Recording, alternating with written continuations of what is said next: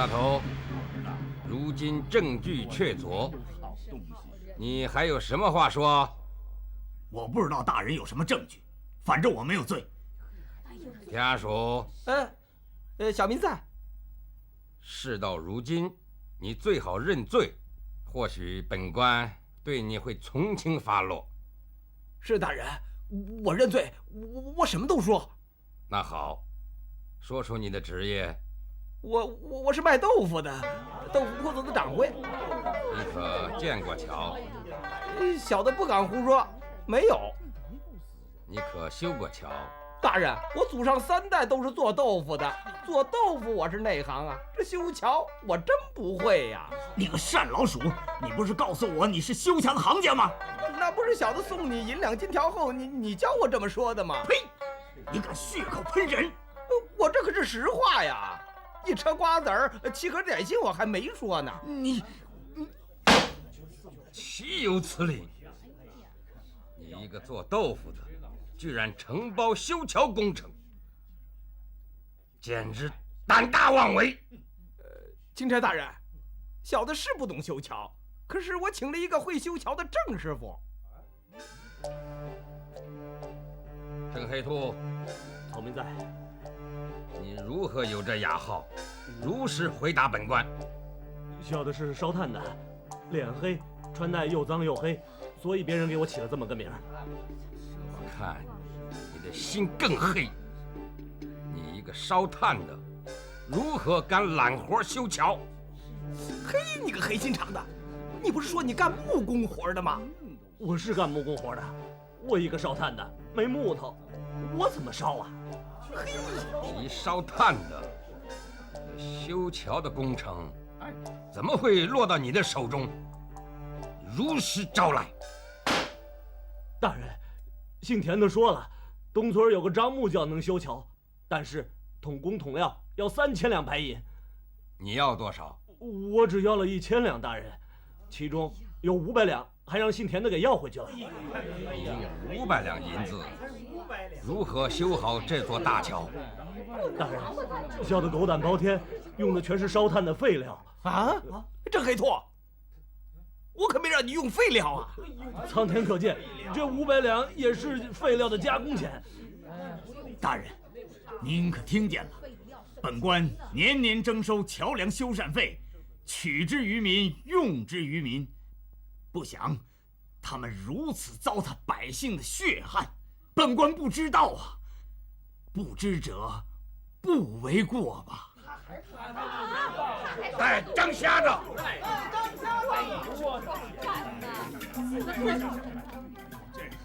叫人张瞎子拜见大人。张瞎子，你是真瞎还是假瞎？回大人话，草民从小双目失明，是个真瞎子。修桥完毕，这工程可是你验收的？验收不敢，是胡大人请我算了一卦。你可算出桥塌大祸，死伤无数。钦差大人，胡大人让小的这么做，小的不敢不这么做，请饶了瞎子。胡大头，你还有什么话可说？我已查明县衙财务，每年修桥1项预算为白银1万两，交予工程只有3000两，中间人又克扣了一把，实际真正用于修桥的只有500两，一年净出7000两。明年桥塌13起，共死伤300余人次。别的不说，单凭这一条，你胡大头便是该杀10次之人。来人呐，在！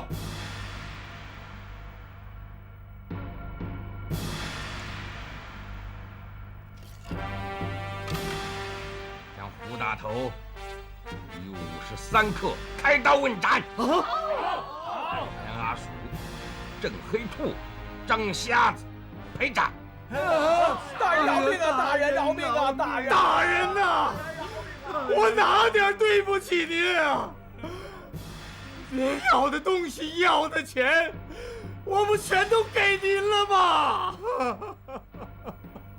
大头，我要的你是给了，过路官员要的你也是给了，上边要的你也都给了。可是我问你，你为官这10年，你都给了老百姓些什么？老百姓，我胡大头就是这样，心里头只有上边，没有下边，所以上边的人都喜欢我，下边的人都讨厌我。我潘安虽为钦差，但骨子里还是个布衣，就是你说的下面。那好，本官今天就专门代表下边的人，敬你一刀。李公公，李公公，皇上不是派您来救我的吗？你怎么连一声都不吭啊？这圣旨没到，我坑了也是白坑。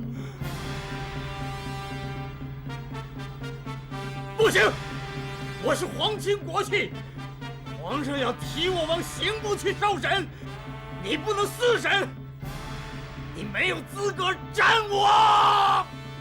凭这把先斩后奏的尚方宝剑，难道也没有资格斩你吗？圣旨到！李公公，圣旨到！太好了，我有救了，有救！平民人杀狗官，平民人杀狗官，平民人杀狗官，平民人杀狗官，平民人杀狗官。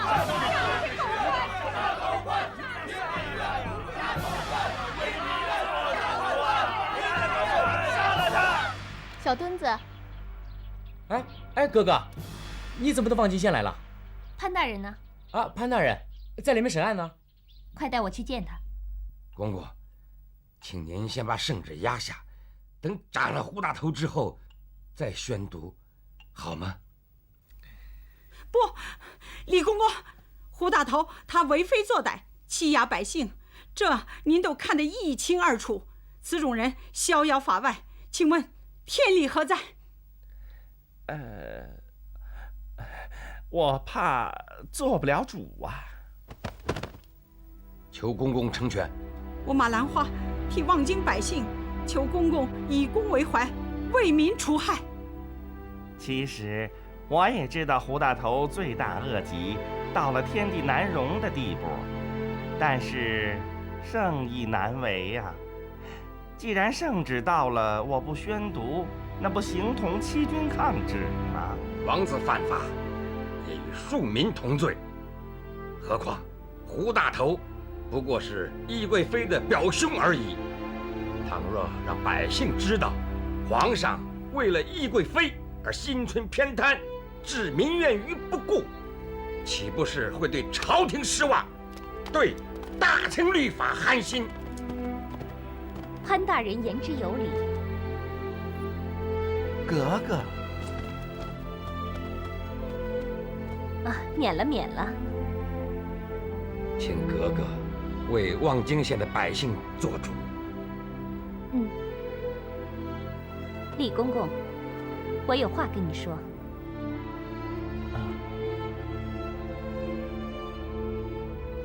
李公公，你老实回答我，胡孟泽是不是该杀？是。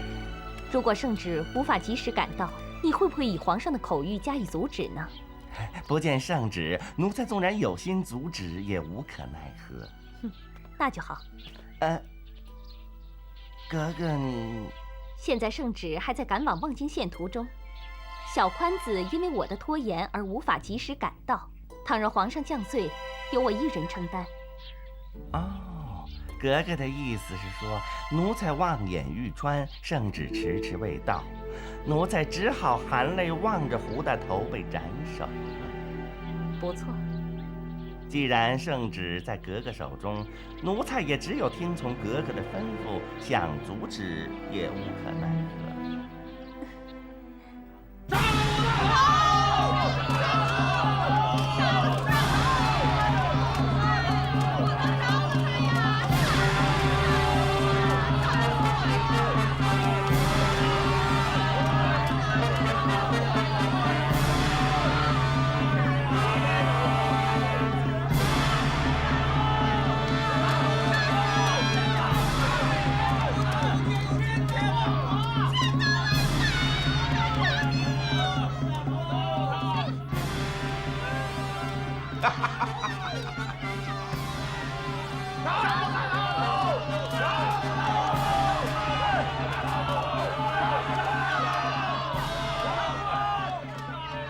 今天总算能够让望京县的百姓出一口气了。不过这也得归功于你呢，香格格吧？什么你的我的，不要胡说。哎，人家千里迢迢来助你一臂之力，这份大恩大德该如何报答呢？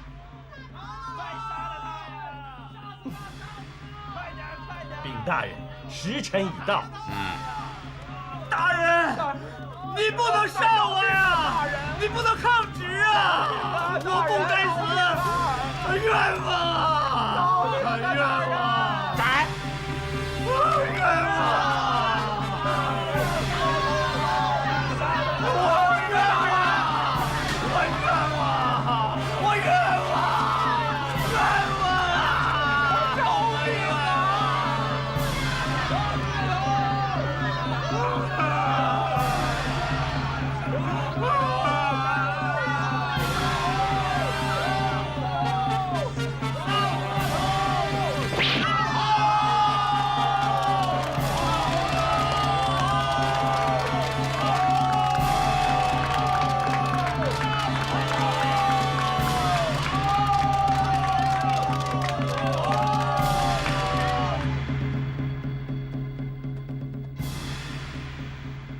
这一次，潘安能为望京县的百姓除去大害，全靠格格、公公大力相助啊！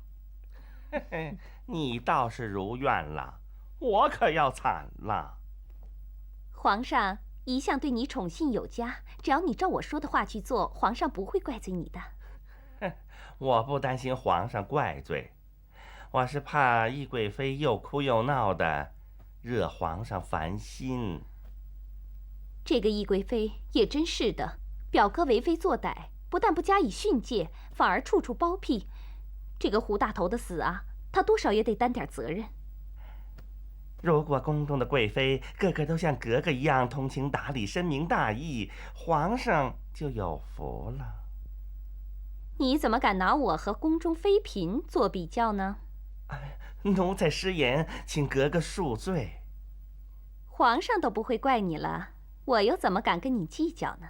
谢格格。潘大人，皇上对你很是器重，你千万别给皇上再惹麻烦，专心去办汤州那个案子吧。啊，下官谨遵公公教诲。格格准备什么时候启程回京啊？我好不容易出一趟门，玩腻了，自然会回去的。格格不怕王爷担心？阿玛知道我出来找潘大人的，是不会担心的。王爷真的知道格格来望京？怎么，你不相信我说的话？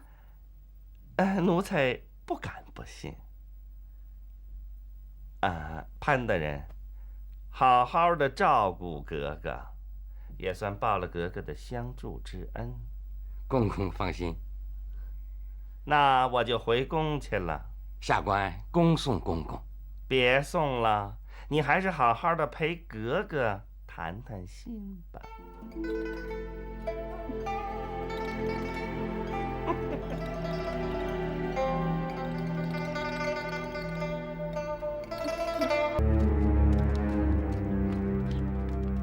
奴才参见懿贵妃，起来说话。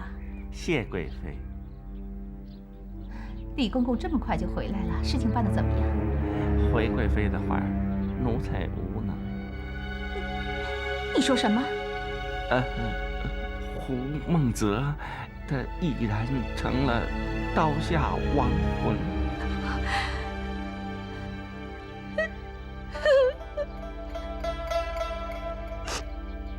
潘安，本宫与你势不两立，我一定要让你血债血还。皇上，臣妾的表哥孟泽死得好惨呐！怎么回事？这别哭了，你给朕说清楚，潘安是不是抗旨不遵？启禀皇上，潘大人不是抗旨不遵，只不过圣旨到的时候，胡梦泽已然人头落地了。这是小宽传旨不力，让胡梦泽冤死刀下。这么着吧，把小宽子开刀问斩，替胡梦泽偿命吧。皇上，传旨的固然要治罪，但是潘安抗旨在先，而且故意在圣旨送达之前先下手为强，如此忤逆犯上，难道不该砍头吗？皇上，潘安不死，臣妾等于受辱。倘若皇上不立刻降罪，那臣妾还不如一头撞死在这金銮殿上，免得活着受人嘲笑。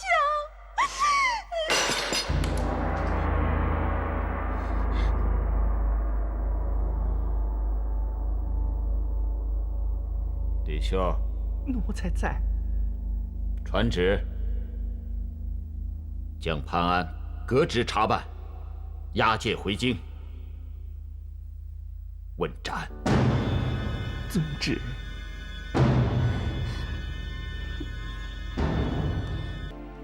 你差人去办吧。皇上，奴才有什么事说。皇上，奴才不敢欺瞒皇上。其实什么？是不是你故意不宣读圣旨，让潘安斩了胡梦泽？奴才罪该万死。李秀啊，你真以为朕是这么愚蠢吗？奴才惶恐。你没想到朕对你们的所作所为了如指掌吧？皇上英明。只是没想到冷香这个丫头怎么会赶到望京去替潘安解围？啊，平身吧。香格格知道皇上器重潘安，所以爱屋及乌，对潘安也特别关心。朕知道，潘安这是为民除害。不过，君无戏言呐。况且懿贵妃那儿，所以这道圣旨非送不可。请皇上三思。我看你真是老糊涂了。倘若朕真要治他的罪，我还跟你谈论这些干什么？啊？那皇上的意思是，还要朕教你怎么做吗？奴才明白。奴才立刻差遣老福子一路去赶潘安。凭他的脚力，赶到汤州的时候，可得些日子了。哼，滑头。皇上过奖。不过，奴才担心懿贵妃追问下来，皇上又得烦心了。过2天是懿贵妃的生辰，这么着吧，你把欧罗巴进贡的洋玩意儿给她送去，她一高兴，没准儿就把她表哥的事儿给忘了。皇上这招真高。李秀啊，啊，你说潘安这个人怎么样啊？他呀，可真是个不懂得官道的人。像他这样一心只想着大律，一点都不知道变通的人，可真够僵的。古人说得好，出门看天气，他是那种连季节都不看的人。如此说来，你比他聪明啊。这个潘安要说他傻，他歪打正着杀了胡大头，老百姓可都叫好啊！那一天望京城内外就跟过节似的。老百姓都是怎么说的？老百姓都说圣上是个明君，皇亲国戚犯法也与民同罪。那个潘安取出3万两银子建了座桥，起名万岁桥。万岁桥。对，很多人听了以后啊，都感激皇恩浩荡，泣不成声啊。其实老百姓是很容易满足的，那桥就不要叫万岁桥了，就叫千秋桥吧。千秋基业，民心永固嘛。对。至于那个潘安，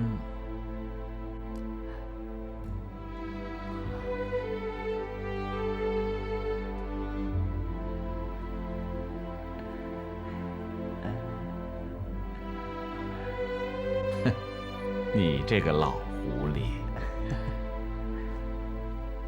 朕看就不杀了吧。皇上英明。下去吧。是。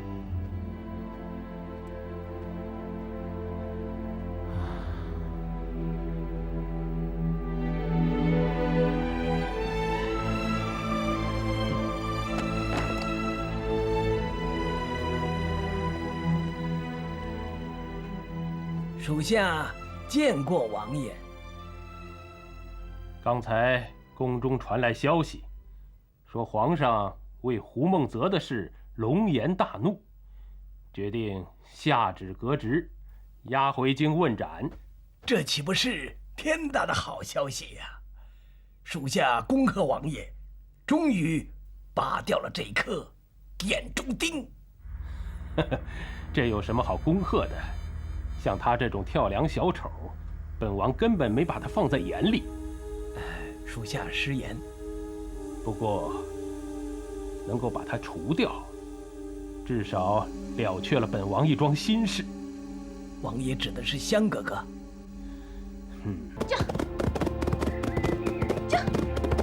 我这招惹谁了？又不准我骑马，又不准我乘轿，还要慢慢走。这一路要走到沧州啊！我这把老骨头，嘿，飞散了架不可哎！哎呦，赵公公，哎，哥哥，嘿，哥哥耶，哎，赵公公，他怎么会在这儿？哎呦，奴才见过。免了，在官道之上不必行礼，以免惹人注意。哥哥说的对，哥哥说的对。赵公公，你老实告诉我，皇上是不是派你来传圣旨的？我是皇命在身呐。那圣旨呢？那当然在奴才身上了。那好，把圣旨交给我，我会回去求皇上收回成命的。不行啊！我怎么能擅自把圣旨交给格格呢？您要是这么一来，这奴才的脑袋可就保不住了。你放心，我会去求皇上不要降罪的。我知道皇上最疼格格您了，可这也不是小事啊！哎，您就饶了奴才吧。那好，你要是不给的话，就别怪我动手了。哎，格格，你不要冲动嘛！你想想，朝廷讲的就是规矩。如果格格强抢圣旨，皇上就算不定你的罪，也必然会生气。这样一来，格格你又怎么去替潘大人说情呢？格格，你要想救潘安，也不需要圣旨啊。你想想，我这么大年纪了，我要到汤州，至少得走半年呢。你快马加鞭赶回京城面圣，一旦皇上收回成命，也还来得及把圣旨追回去啊。您想想。那也好，那你可得走得再慢一点儿。是嘞，格格放心吧，我会慢慢的走的。那我们先走了。哎。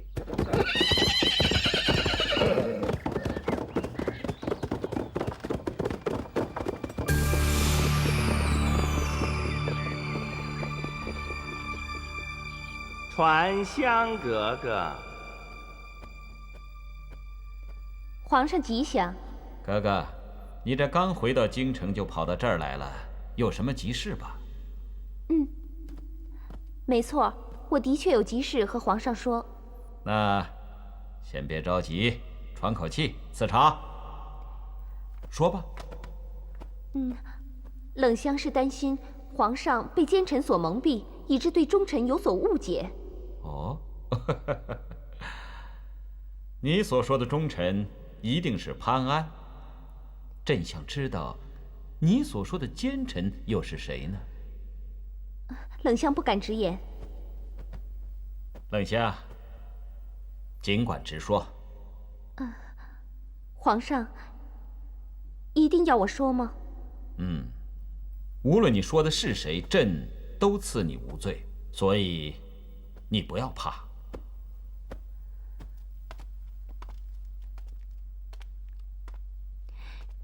那好，我说的是懿贵妃。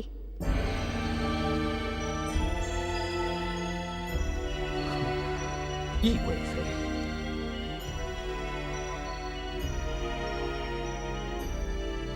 香哥哥来。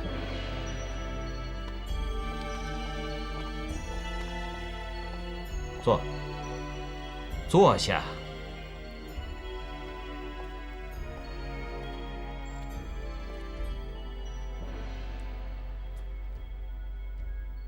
香哥哥，你是不是说懿贵妃向朕进了什么谗言吧？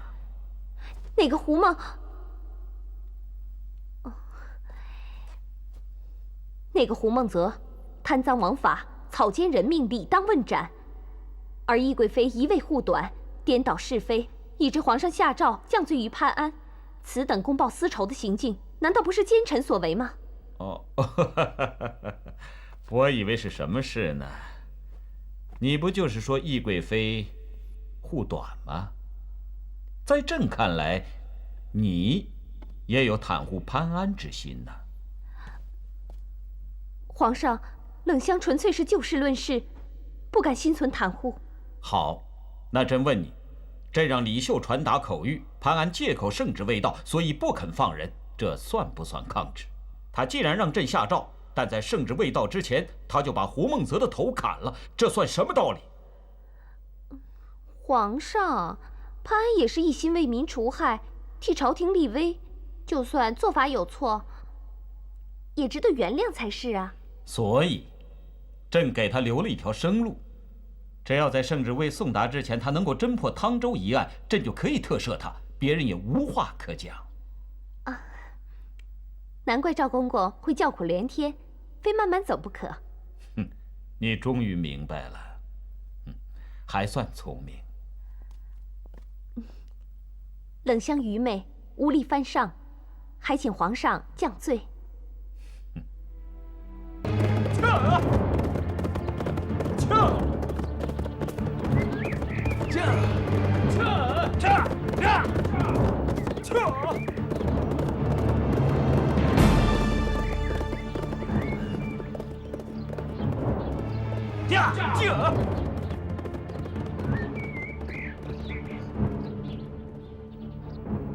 香格格不在王府里，去哪儿了？恐怕香格格又去找潘大人了。去，派人把他找回来。这。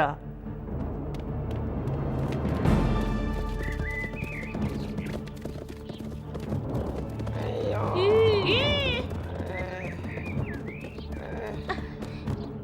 赵公公。哎，哥哥，你怎么又回来了？是不是放心不下潘大人呐？皇上已经答应潘大人了，让他将功赎罪。只要他破了汤州一案，就可以功过相抵。哎，这下可好了，奴才也就不必走一天歇两天，生怕走得太快追上了潘大人呐。不过你还是走得慢一点比较好，以免你到了汤州，他还破不了案。请哥哥放心，就算我到了汤州，我也躲起来，等他破了案之后，我再现身。大好，这一次辛苦你了。身负皇命，岂敢言苦啊？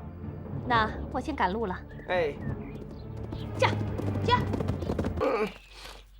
哎呦，哎，我说，哎，来歇歇，快坐。坐。哦喂，哎呀，驾！张总管，张总管，哎，张总管。王爷，你看。哎呀，张总管呀！赵公公。哎呦，王爷，拜见王爷。免礼。谢王爷。赵公公，你有皇命在身，为什么换上百姓服装，徒步而行？奴才为了路上方便，我才这么做的。难道坐轿骑马不比走路方便吗？回王爷的话，奴才也不想走路啊，这是皇上的交代，要奴才啊慢慢走。我只好走1天呐，歇2天，这总算够慢的了吧？这真是皇上的旨意？这真是皇上的交代呀，否则奴才有10个脑袋，我也不敢擅自做主啊。你不会欺骗本王吧？我怎么敢欺骗王爷您呢？前几天我还遇上了香格格呢，他也要奴才别走得太快喽。什么？你遇上了香儿？王爷难道不是来追赶香格格的吗？这丫头就会给本王惹事。赵公公，您这样走走停停的，什么时候才能赶到汤州啊？哎，我也没事儿，慢慢的走吧，啊，不着急。赵公公，我送你一程吧。不，别客气，我自己能走，哎，我还能成。我说送你，我就非送不可。哎呀，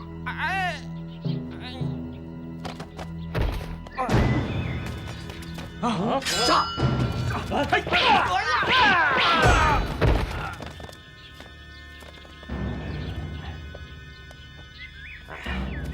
王爷圣旨。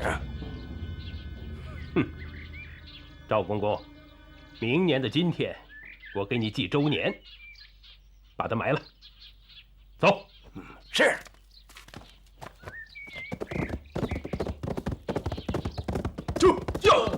驾！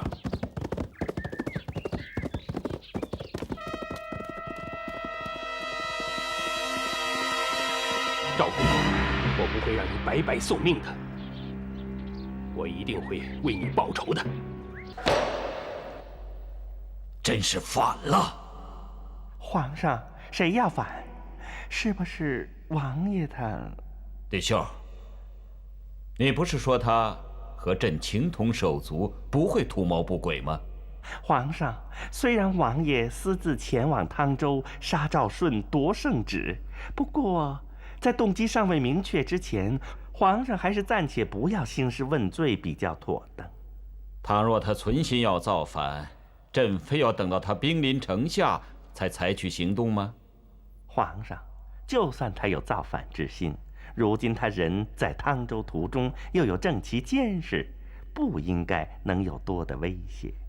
朕早就怀疑朝廷之中有人与汤州一案有瓜葛，而且位高权重，但是怎么想也没有想到会是他。皇上是不是认定了王爷就是盗窃金库的主谋？什么意思嘛？奴才只不过觉得其中仍有一点而已。说。王爷他身份尊贵，可以说是1人之下万人之上，而且拥有不少财富，他怎么会甘冒大险去盗窃金库呢？除非是意不在此，另有所图啊。你的意思是，一封是图谋造反，想登基称帝？皇上误解了奴才的意思。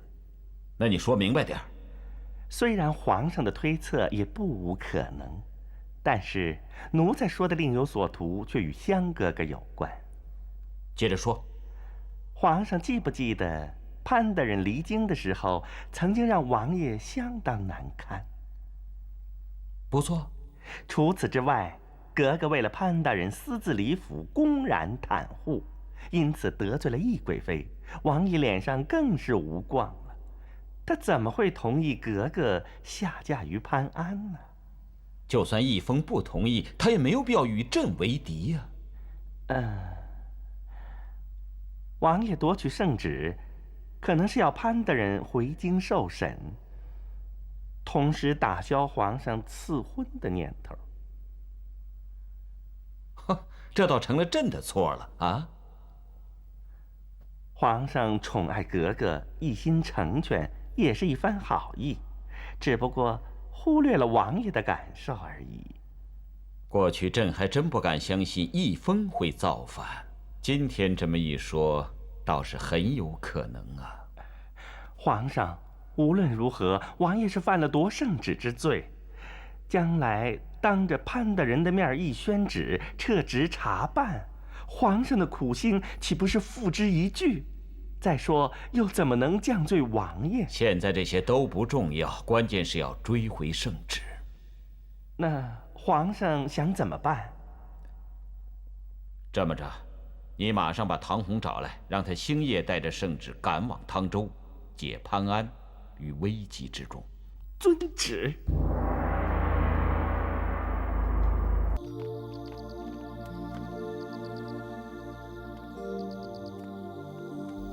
事情果然在原地未动，难怪3年来始终查不出线索了。大人，现在人赃俱获，是不是可以下令拿人，宣布破案了？不能操之过急，光凭一定金，一报消失，能够定得谁的罪？为什么不能定罪呢？虽然尸金仍在金库，但是刘明刚刚上任不久，还是可以推卸责任的。最多只能判他一个失职之罪，不能证明他与扶桑人有所勾结，企图谋反。那些黄金原来还在金库之中。这下子好了，咱们可以拆穿他们的阴谋了。他们交代要我们继续装下去，直到掌握了所有的证据为止。其实我真正的身份是扶桑国的公主。妈妈的，我没想到的。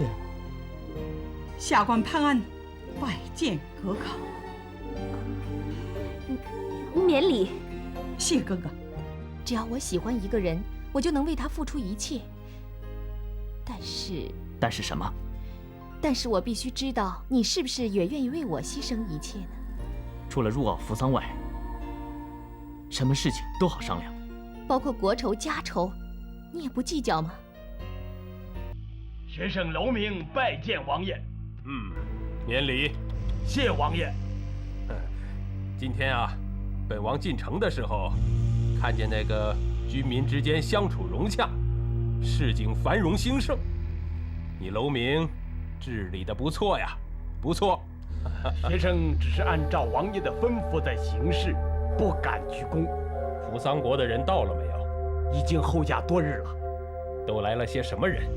除了伊贺门派的3位弟子之外，还有一位是扶桑国的菊子公主。嚯，公主亲临中原，有诚意，有诚意。可惜公主实在是刁蛮得很。看来公主格格都是一个脾气，本王的香儿要是刁蛮起来，也够呛的。啊？学生前2天已经领教过了。你说香儿也在汤州？难道格格不是奉了王爷之命而来的？王爷恐怕格格有所发现了。哼，这个丫头就会给本王惹祸。楼明啊，下官在，王爷有何吩咐？他人在何处啊？潘安和格格都住在府衙之中。你是说潘安还没有死？王府派出去的杀手并没有得手。你怎么办的事？请王爷恕罪。哼，这下麻烦可就大了。潘安要是回京禀告皇上，我怎么解释呢？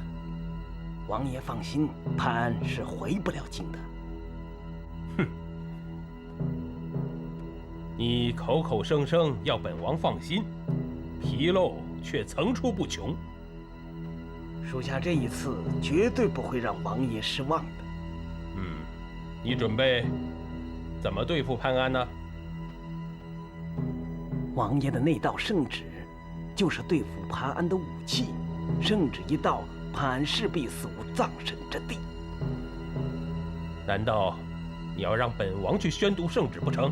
当然不必劳烦王爷亲自出马，楼明足以担当此任了。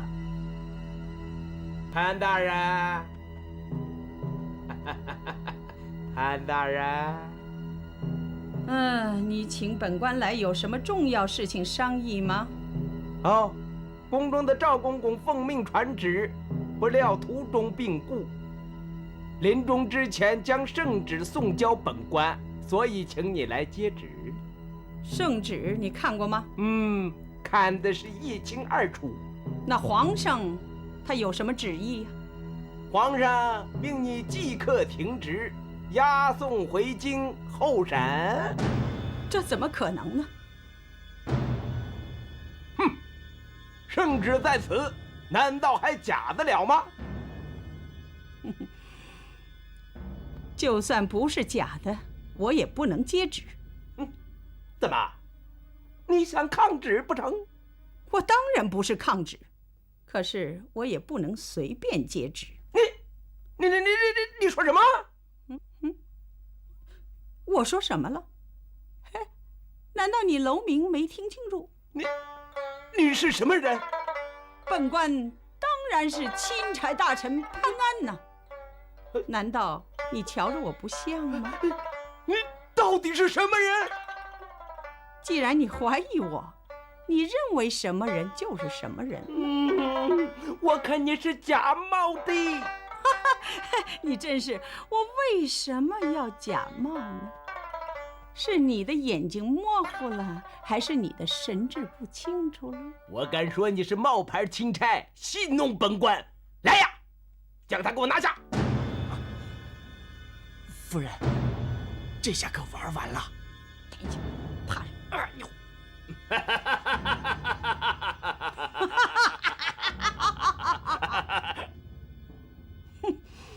你是虚心假意，早有所防备，是不是？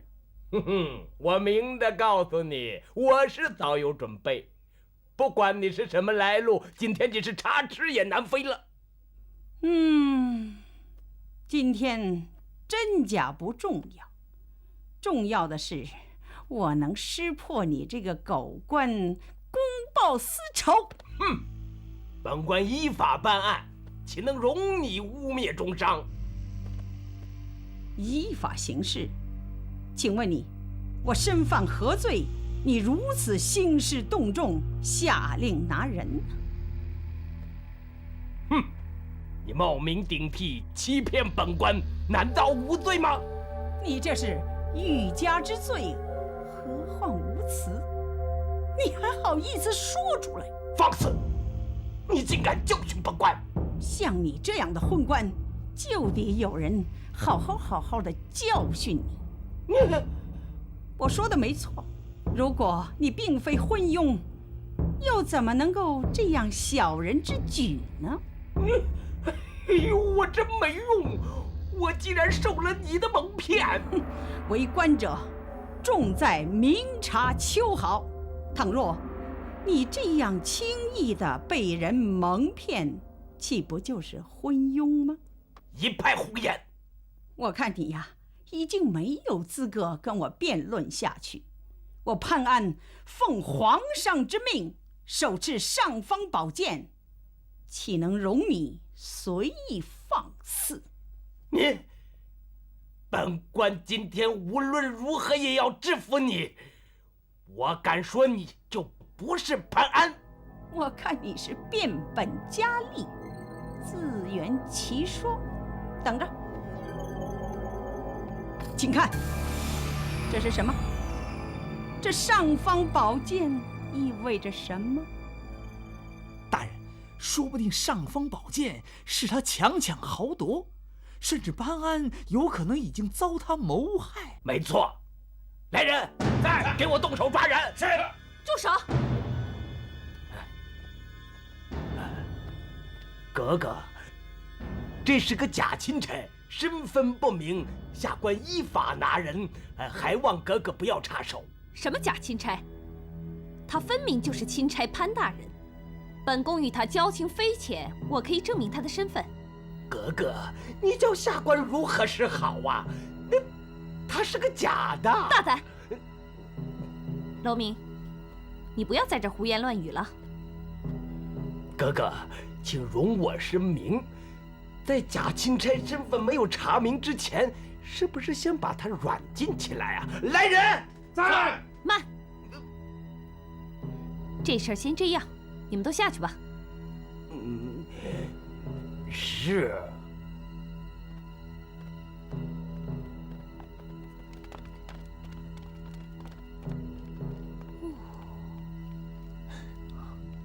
这里应该不会有人打扰了。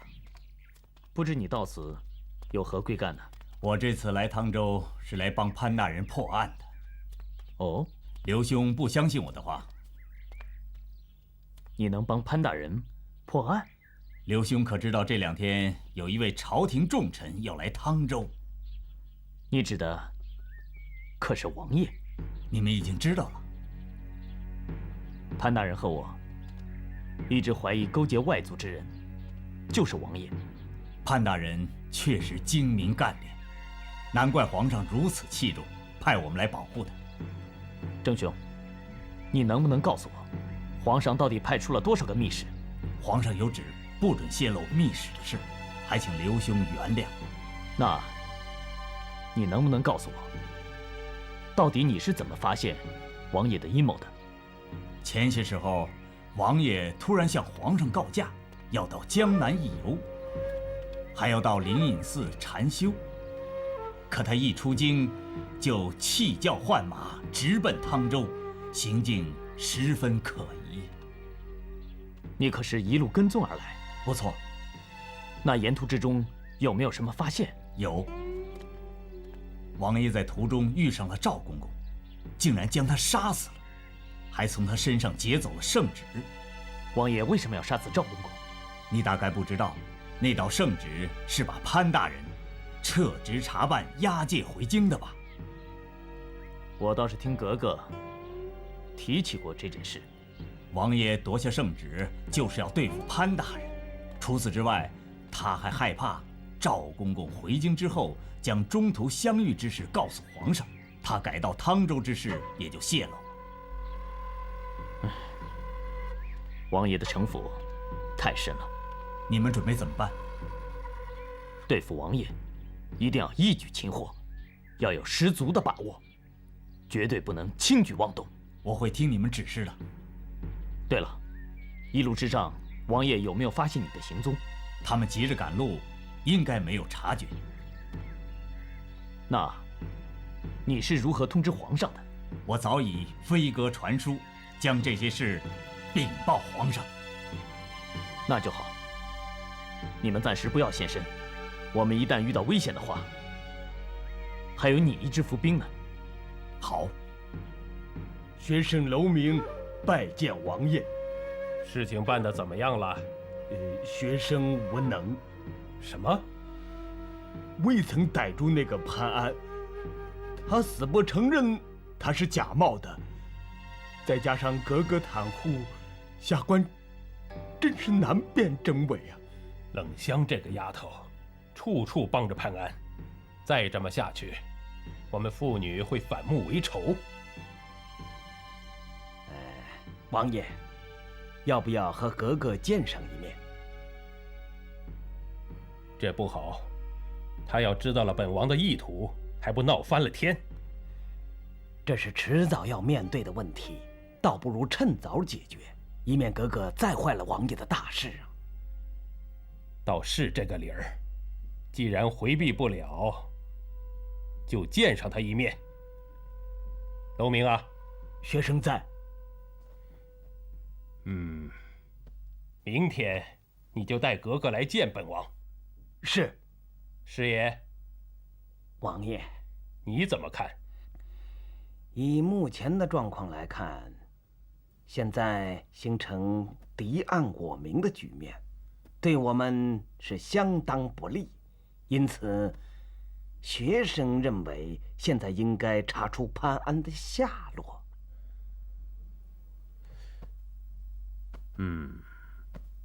怎么查呢？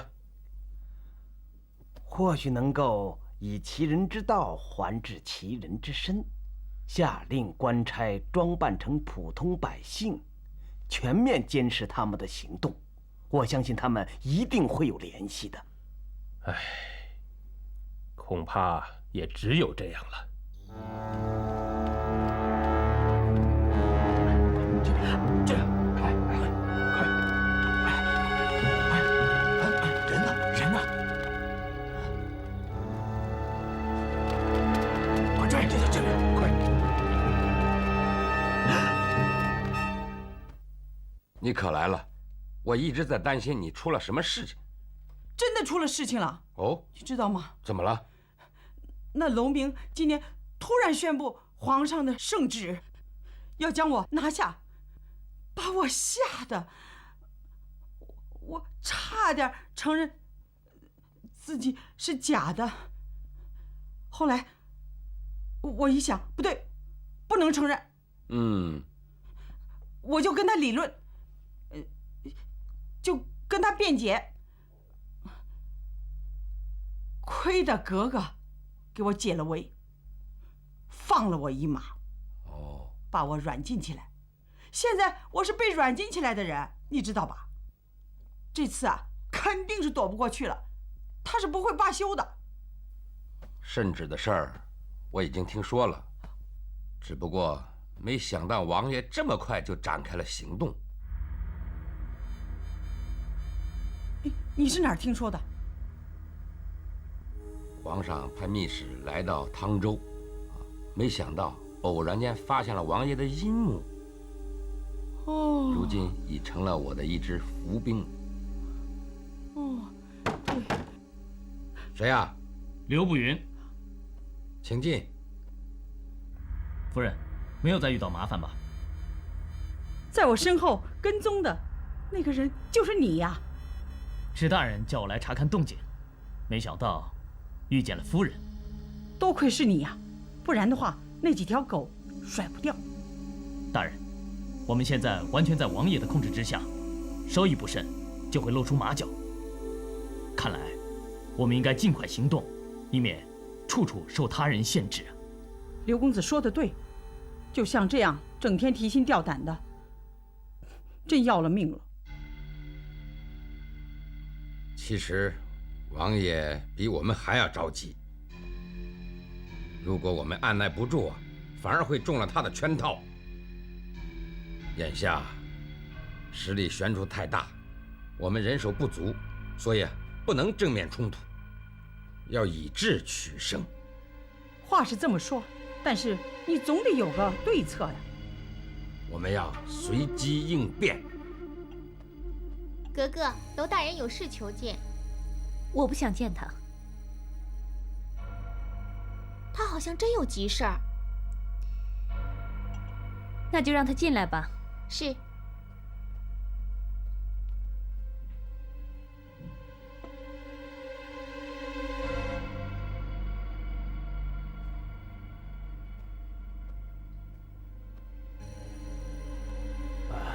参见格格。免了。谢格格。你有什么要紧事吗？王爷要召见格格。阿玛他已经到了吗？是，请格格即刻动身。我知道了。一个不起眼的小卒子，居然成了本王的心腹大患。我们确实小看他了。其实王爷也不必太过担心，就算潘安发现王爷改到汤州，只要没有真凭实据，在皇上面前，他也是告不成状的。虽然他告不倒本王，但是皇上势必因此产生猜疑，对将来行事势必会有些麻烦。既然王爷有此顾忌，干脆一不做二不休，先拿下马大脚维尔，逼潘安现身。听说那个马大脚武功高强，不好对付。王爷放心，只要楼明调动所有官差，再加上王龙、赵天2名侍卫，绝对绰绰有余啊！办法虽然不错，可是如此一来，恐怕会惊动地方，会落下把柄。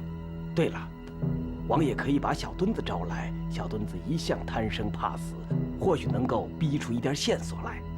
是啊，这阵子我们忙于应付，竟然把小墩子给忘了。不错，他一直在潘安的身边，应该知道潘安的下落。把他找来。是。香儿向阿玛请安。哦，香儿，没想到你怎么会到汤州来了？女儿是为了阿玛来的。阿玛不明白你的意思。阿玛，你就别再瞒着女儿了。你的事情我已经完全了解，求阿玛收回成命，不要一错再错，以免后悔莫及。阿玛的一切，是不是那个潘安告诉你的？不是。那你怎么知道的？我是无意之间听到阿玛亲口说的。原来如此。来，咱们父女俩好好聊聊。香儿，阿玛问你，潘安是不是也知道我的意图？就算不能完全确定，至少已经掌握了线索。什么线索？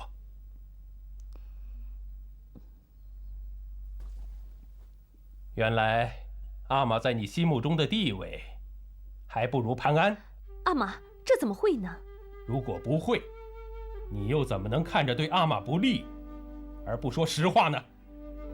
阿玛要我说实话也可以，不过我想先了解，皇上和阿玛是亲兄弟，而且皇上对阿玛一向关怀有加，阿玛为什么要背叛皇上呢？背叛？你认为阿玛是在背叛他？难道不是吗？香儿，你以为他是真心关心我们父女俩吗？我告诉你，他是内疚，是赎罪。难道皇上以前做过什么对不起阿玛的事？他何止是对不起阿玛呀！香儿，你不知道，他如今的皇位是从我的手中夺去的。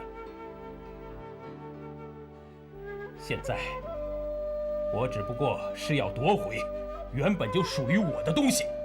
阿玛真的那么恨皇上吗？香儿，我们的皇阿玛在世的时候，我们一向彼此敬重，我对他也是处处礼让，因此也就毫无防范之心。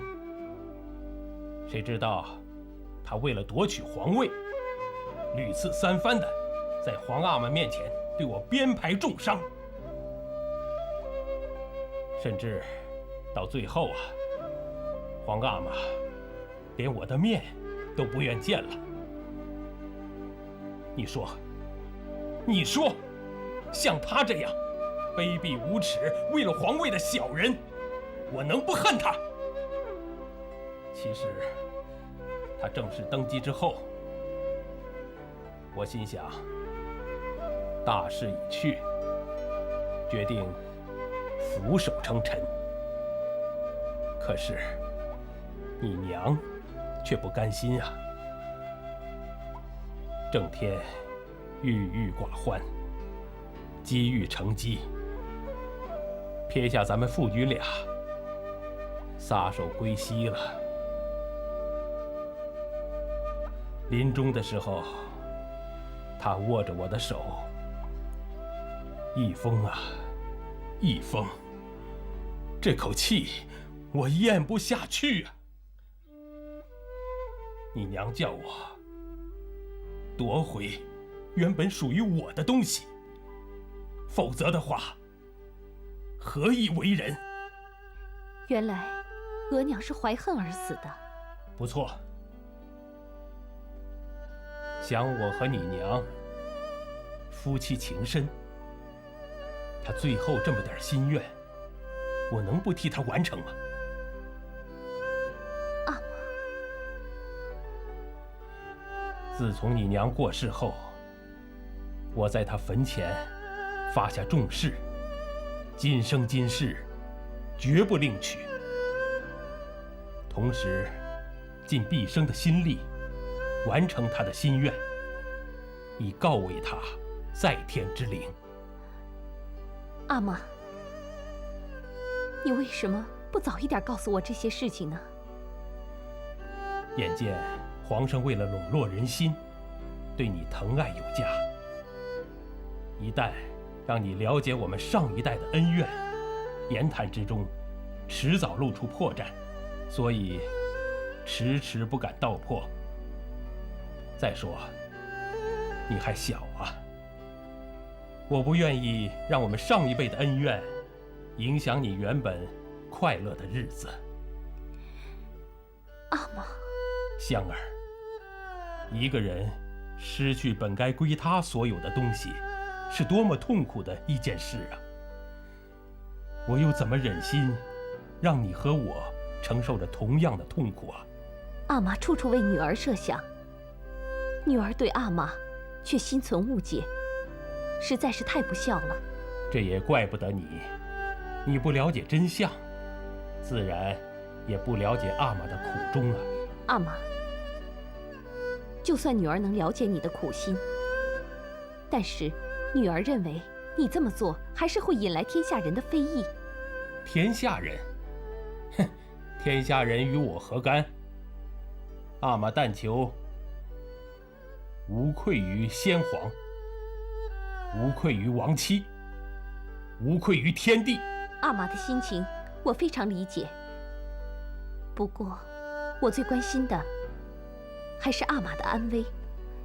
一旦皇上发现，是不会放过阿玛的。这个你可以放心，阿玛精心策划了10几年，没有大的意外的话，大事必成。阿玛指的意外，是不是潘安？不错，没想到潘安这个无名之辈，成了阿玛最大的威胁。阿玛，潘安思绪缜密，大智若愚，是一位难得的人才。倘若阿玛能将他纳为己用，将来势必对阿玛有所注意。好啊，阿玛当然有惜才之心，不过不知道他肯不肯为阿玛所用。女儿与他交情匪浅，而且有恩于他。只要时机成熟，我居中拉拢，或许可以说得动他。但是在此之前，请阿玛不要伤他性命。阿玛答应你。多谢阿玛。不过你也要答应我，他不威胁阿玛才行啊。请阿玛放心，其实到目前为止，潘安也只是怀疑朝廷有人叛变。至于是什么人，他还没有任何证据，所以才会盯上橘子公主不放，想从公主身上查出幕后主使。潘安和扶桑公主有来往？不错，幸好我及时发现，私下将潘安的身份告诉公主，让她有所防范。香儿，我的好女儿，看来只有你心疼阿玛呀。能够为阿玛尽一份孝心，是女儿应该做的。好，好啊，这是我的福气。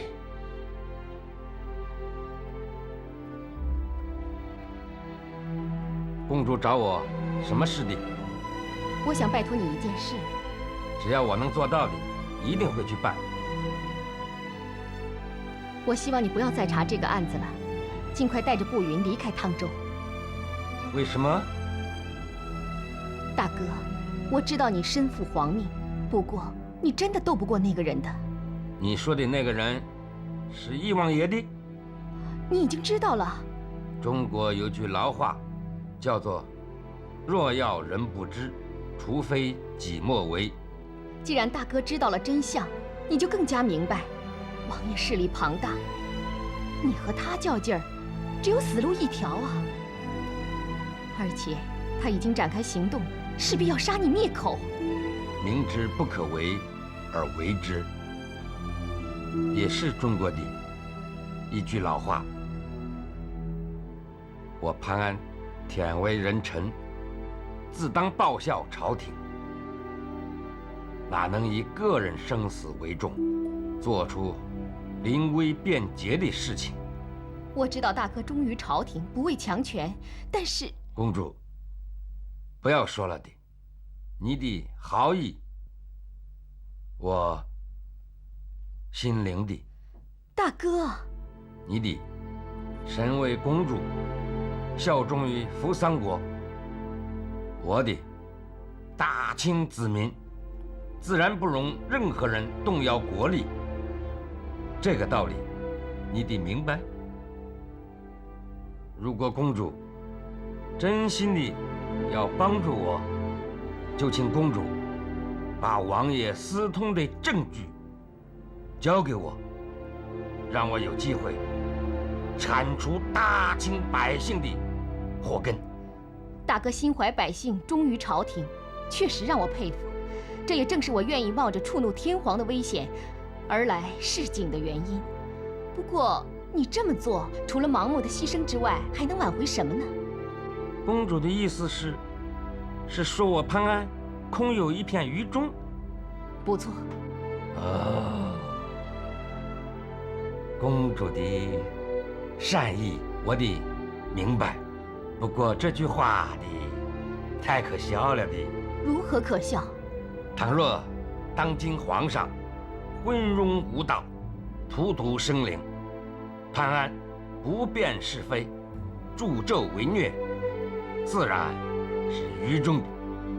而如今大清皇帝以人治国，百姓安居乐业，潘安忠于朝廷也是理所当然的。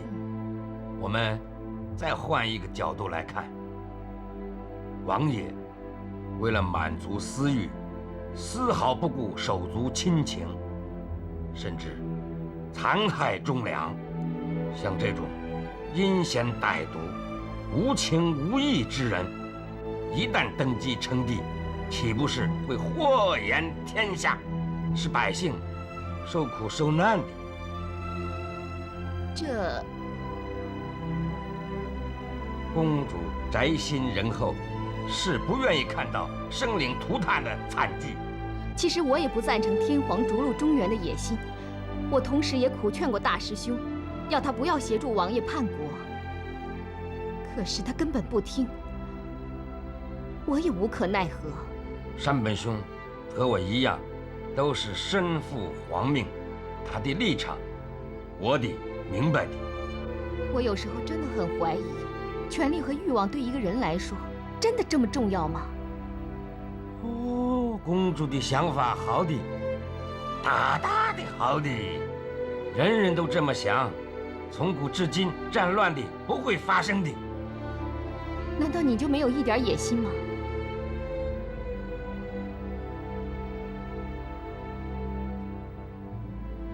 我的最大的野心的，就是想办法阻止这场国难的发生，还我大清百姓一个和谐共荣的天下。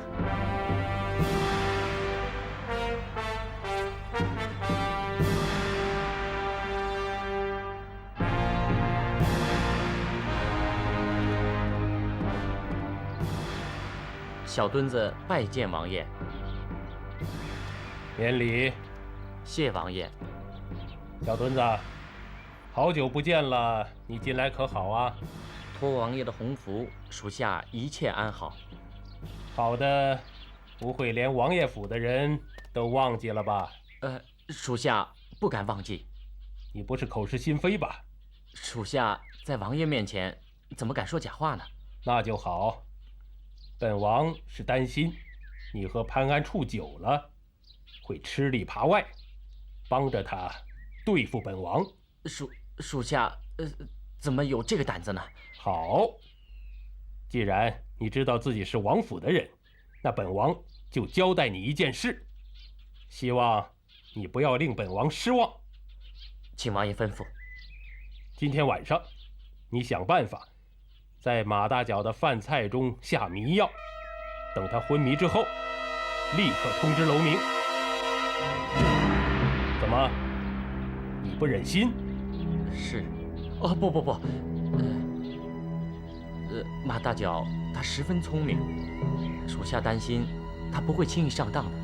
据本王所知，他对你十分信任，他怎么会怀疑你在食物中下药呢？除非是你阳奉阴违，故意让他识破。王爷放心，属下一定会办得到。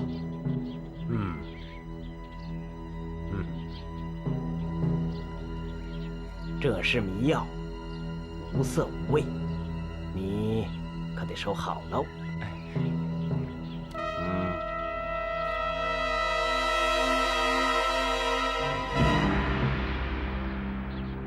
是。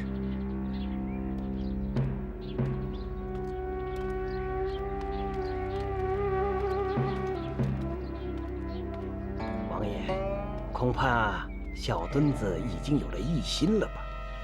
看得出来，王爷不怕他泄密吗？本王就是让他泄密。属下不明白王爷的意思。马大脚知道本王的用心，一定会去找潘安商量。如此一来，咱们才能知道他的藏身之处。听说昨夜里马大脚摆脱了暗春，已经和潘安见了面了。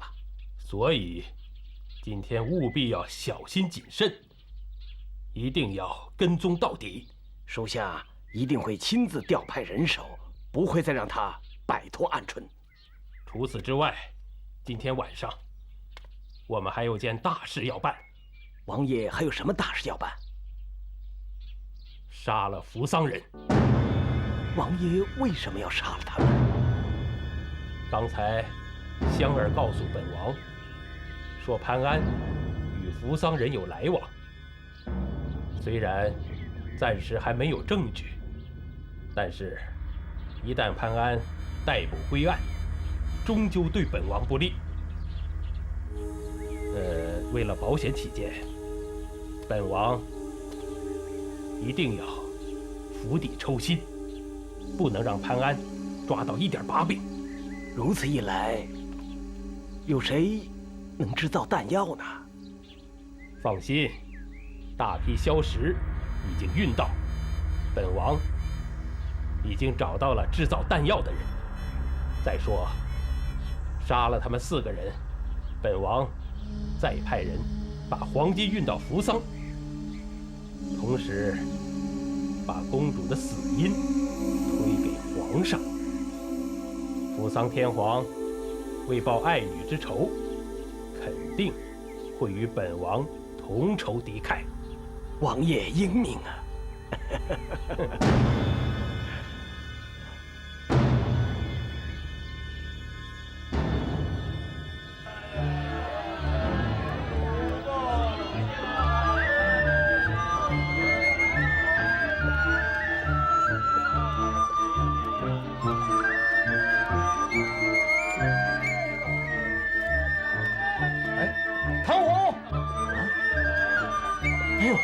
堂兄，您怎么来了？我还担心找不着你们呢。哦，您这是？我是奉皇上之命来见潘大人。好，我带你去见大人。好。奉天承运皇帝诏曰：有关御赐钦差潘安撤职查办一事，予以撤销。今日起官复原职，专司汤州一案，且有权调动汤州一带州府兵马协助办案，钦此谢恩。谢皇上。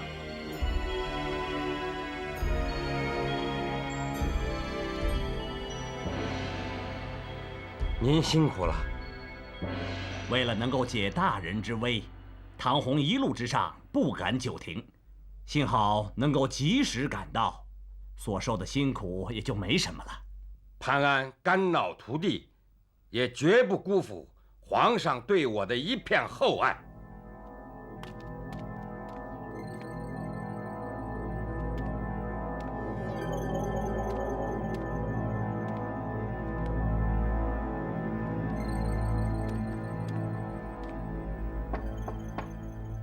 请进。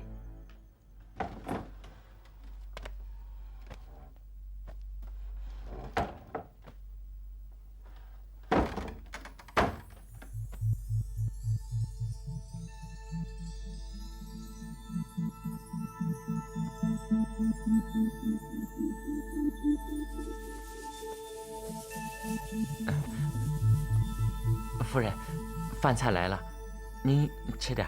放下吧。哎。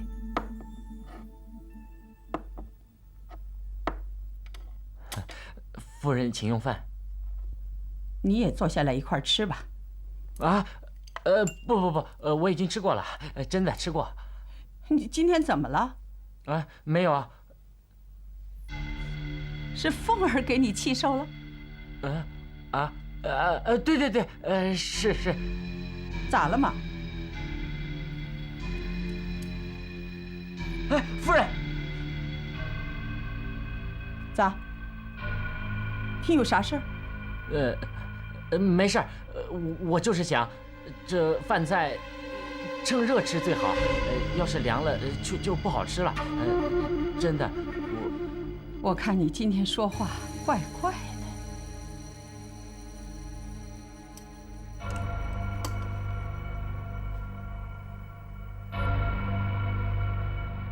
我想，你是不是在饭菜中放了什么味道？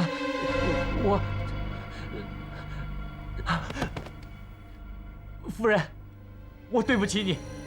你对不起我。你要知道，男儿膝下有黄金，岂能随意下跪？起来。啊，夫人。我错了。你错了？你哪有个错了？你要是真心想害我，也就不会这么坦诚了，阻止我，不让我吃，对不对？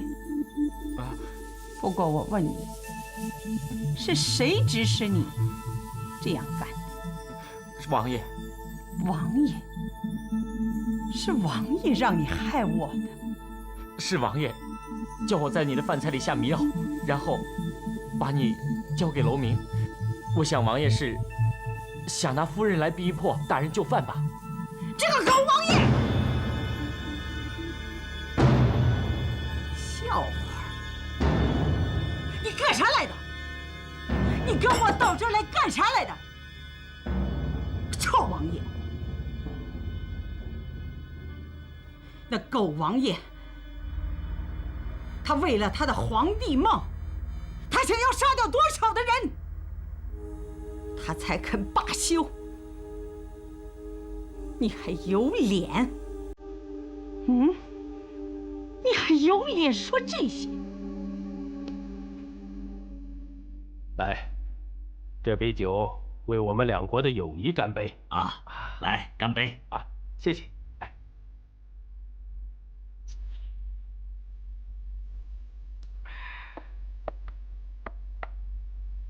请便。好。公主似乎对本王很有成见。我对你没有成见，不过从心里面，我不欣赏你这种人而已。师妹，不得无礼。没关系，本王也想了解一下，在公主的心目中，本王是什么人？这还用得着我说吗？但说无妨。既然你要我说，那就不要怪我言语无状了。说，本王绝不怪你。虽然我是扶桑人，可是我也知道中原历代以来号称是礼仪之邦，讲究忠孝节义，兄友弟恭。可是从你的所作所为看来，却与中原传统大相径庭啊！公主此言差矣。我大清中原何止千万人士？再说，人各有志嘛。啊，有时候为了达到非常目的，就必须使用非常手段，绝不可以有妇人之仁。罔顾人命，残害忠良，甚至不惜杀兄夺位，这就是你的非常手段吗？所谓一将功成万骨枯，多少开国君主不是用白骨堆砌的基业开创江山？看来你确实是个人性尽失、心狠手辣的人。公主，你讲话也太过分了。杨浩，纵然我师门有什么说的不对的地方，他也轮不到你来教训。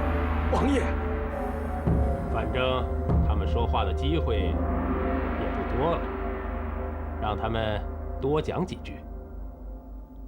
王爷，你这句话是什么意思？一会儿你就知道本王的意思了。大师兄，酒中有毒！你太卑鄙了！橘子，快封住穴道！你们喝的是我买的千金难治的毒药，就算你们封住了穴道，也难逃一死。你太狠了，我们伊贺门派绝不会放过你！杀你们的人是皇上和潘安，伊贺门派怎么会找本王报仇呢？师妹，快走啊！大师兄，橘子，你快走，让师父知道真相，为我们报仇。今天你们别想活着离开这儿！来人，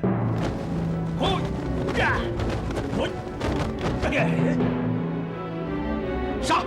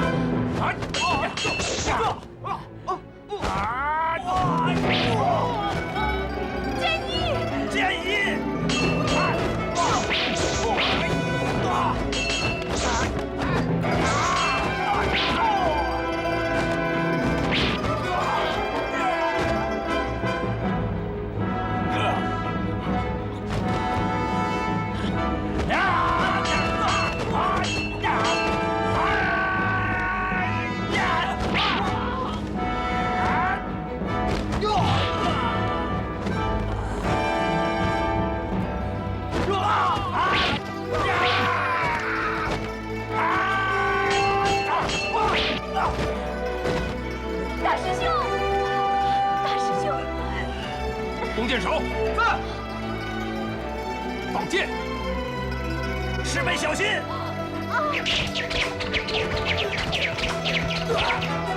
大师兄，大师兄，快走，快走！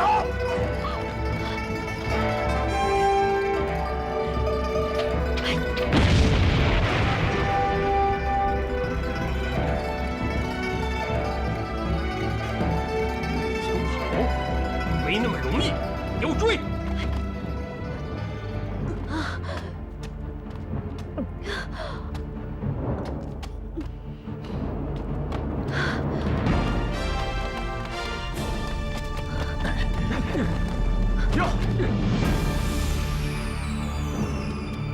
想跑呀！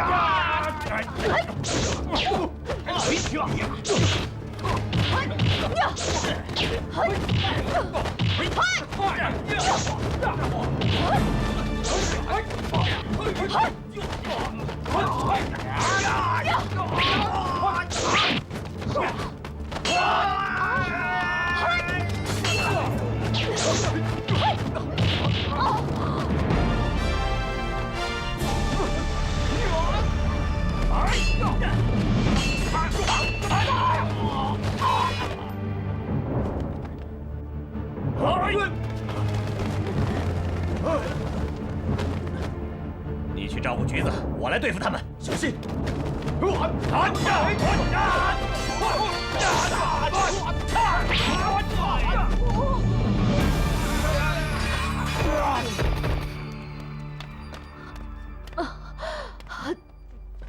走。现在我得去见潘安。夫人，现在楼明他们一定严加防守，您恐怕出不去啊。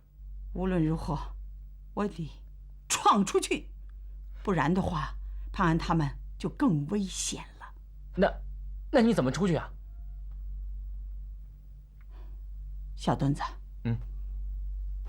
你呀，让楼明知道，就说我中了迷药，他听说以后就会急着赶来找我，我就趁着这个空隙溜出府衙。那我现在就去。不，等一下啊！你见了楼明之后，就说格格找你，你立刻赶到格格房里避难。格格见到你，不会见死不救。多谢夫人关心，我知道我该怎么做。小墩子，我马兰花什么都不说了，你最知道你要干啥。去吧。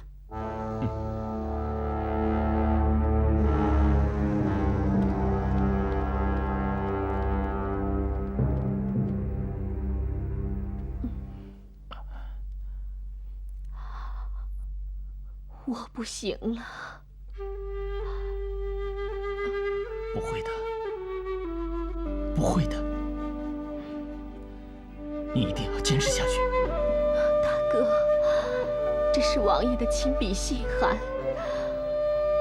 可以作为他私通扶桑国的证据，你收下吧。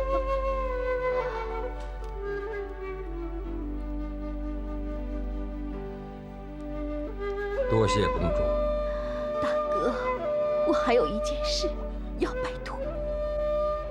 公主，请讲。你一定要尽快通知天皇，告诉他我们师兄妹4人全都是遭王爷的毒手，免得他栽赃于你。我得明白。这是我的信物，你拿着吧。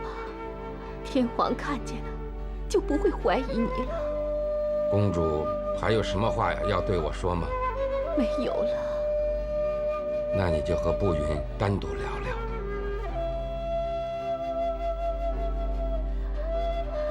谢谢大哥成全。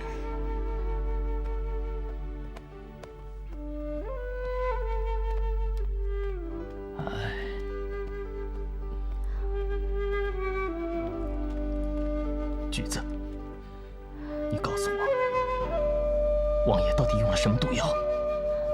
我要替你解毒。已经来不及了，我刚才已经封住了几处穴道，才坚持到现在。橘子，就算是仙丹妙药，也救不了我了。橘子，你不要难过。我能够死在你的面前，已经感到很幸福了。你别这么说，是我对不起你。不，你从来就没有对不起我。不是，是我的错，都是我的错。要不是我为了查案，一直缠着你，他不会杀人灭口的。缠着你的人是我，一切都是我心甘情愿的。橘子，我有一句话还想问你，你真的是为了查案才接近我的吗？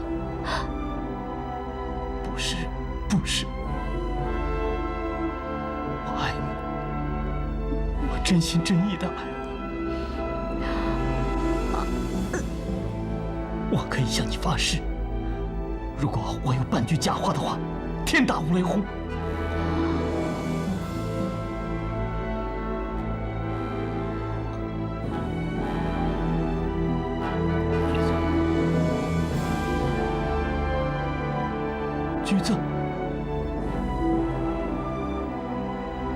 橘子，我求你不要死。橘子，你不要死。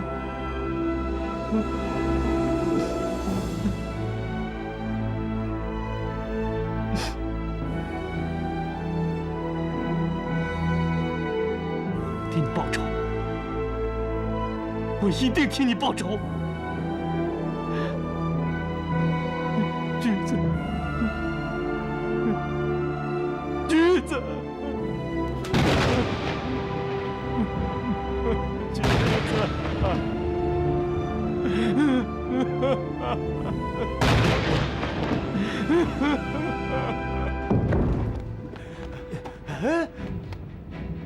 他们都跑了。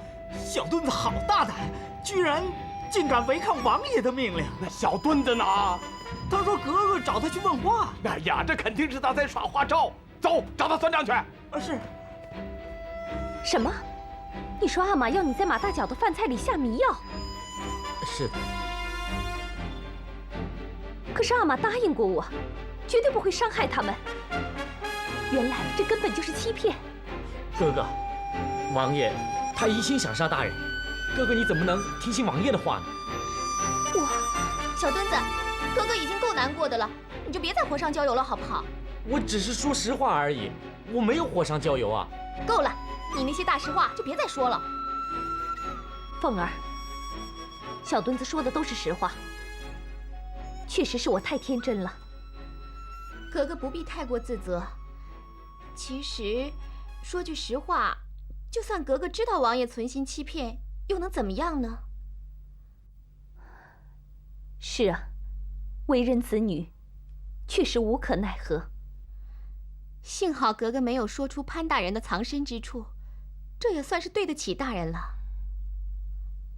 希望潘大人能理解我的苦衷。会的，潘大人是个明理之人，他一定明白格格的难处。哦，对了，小墩子，马大脚还有什么别的吩咐吗？夫人要我跟着格格以保平安。你放心吧，在我这儿还没有人敢动你的。格格，下官有急事求见格格呀。你有什么事吗？进去。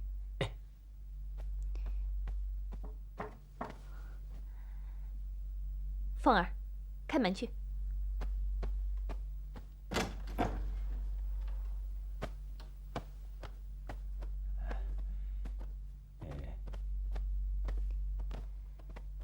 见过格格。你有什么事吗？王爷要小墩子前去问话，请格格行个方便。我根本就没有见过小墩子，能给你行什么方便？这个，但是什么？难道本宫的话你不相信吗？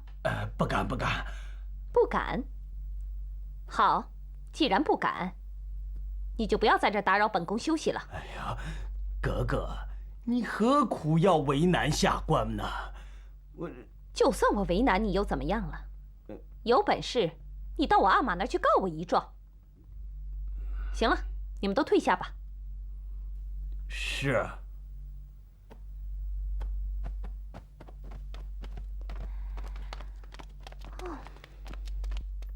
废物！你们这群没用的东西！请王爷息怒。够了！你除了让本王息怒之外，就不能说点别的吗？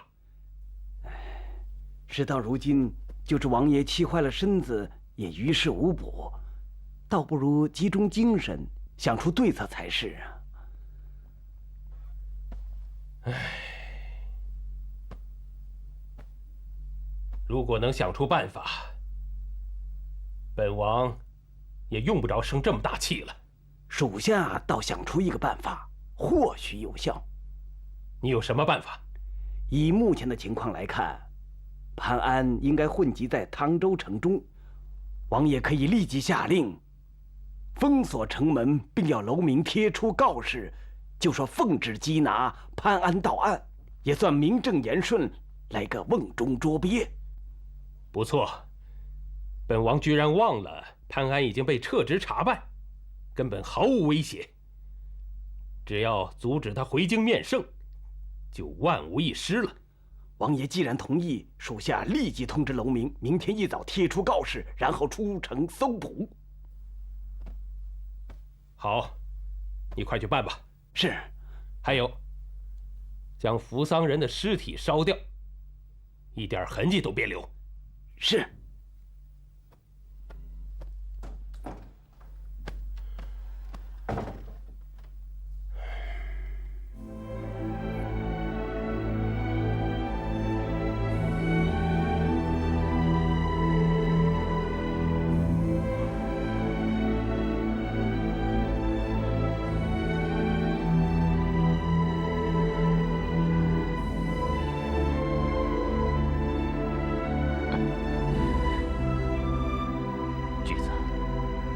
我一定会替你报仇的。我要让王爷血债血偿。谁？马兰花。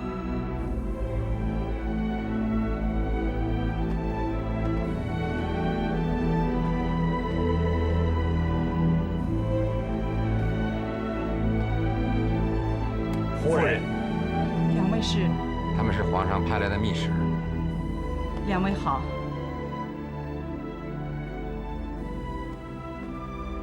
刘公子，你怎么了？菊子遭人毒害，她已经身亡了。什么？公主她死了？他们师兄妹4人，通通的死了。是王爷干的。你有什么急事？潘安，我想告诉你，那王爷真是丧尽天良。他唆使小墩子在饭菜里头下迷药，想把我拿住，然后再逼你就范。你看这府衙复杂得很，小墩子你得当心了。王爷对咱们下手了。对，哎，你说我还去不去了？不能回去了。对，我也觉得没必要回去了。我要跟你在一块儿。小墩子呢？为了他的安全，我让他去找格格。好，这样好，至少他死不了。我听你的语气，你是不是和王爷准备针锋相对的摊牌？不错，该摊牌了。你想咋摊牌？对他而言，橘子生死未卜，这是他一大隐忧。如今你又消失得无影无踪，这就更让他失去了威胁我的唯一的人质。所以，他也只剩下一条路可以走了。那你觉得他会咋做呢？除了将我们困死在汤州城内，阻止我们上京面圣之外，他别无出路。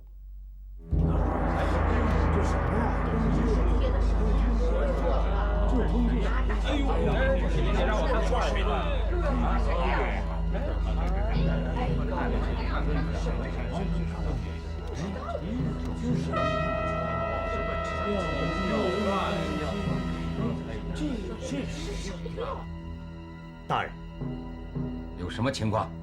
正如大人所料，城里贴满了告示，悬赏缉拿大人到案，并且官差已经在全城展开调查了。他已经无计可施了。那你想用啥计策呢？将计就计。将计就计？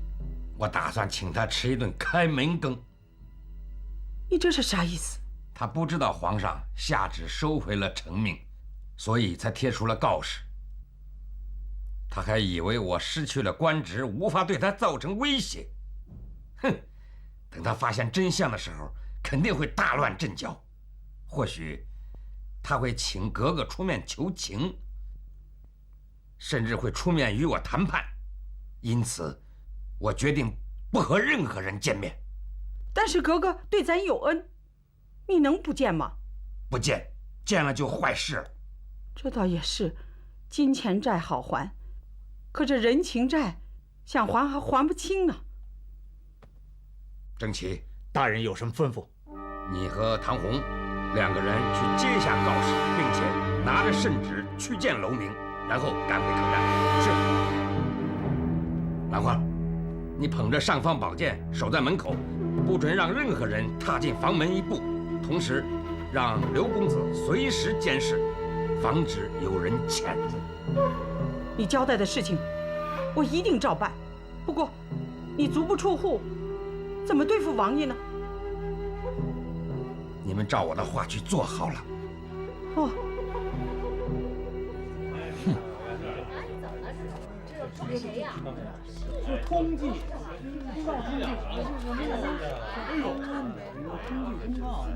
干什么事？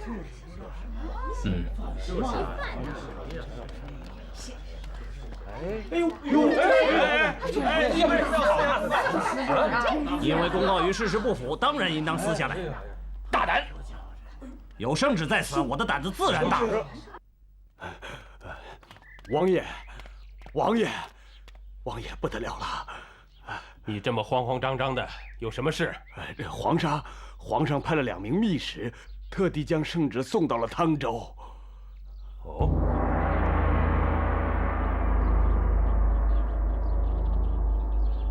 嗯。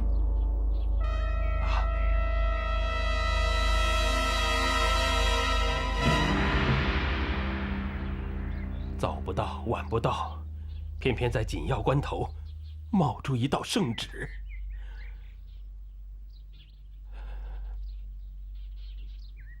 难道注定要本王功败垂成？王爷不必气馁，事情或许还有转机的余地。潘安已经官复原职，他随时可以开堂审案。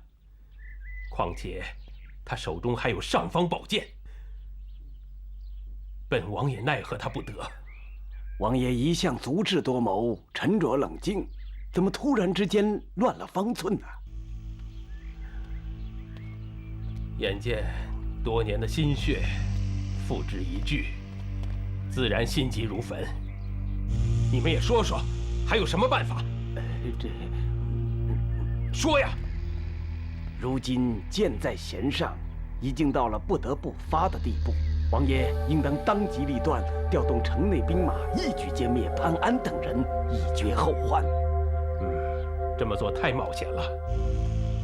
本王还没有做好万全的准备，一旦正式与皇上为敌，可能会全军覆没。王爷还有更好的办法吗？毕竟潘安还没有掌握确实的证据，或许我们可以先礼后兵，先稳住局面再说。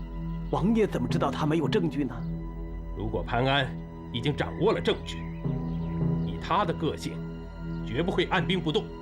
王爷，大内密使告诉学生，说潘安就住在客栈之中，或许由下官出面，先探听一下他的态度。这倒是个办法。王爷，还有一人可用。谁呀？格格。这。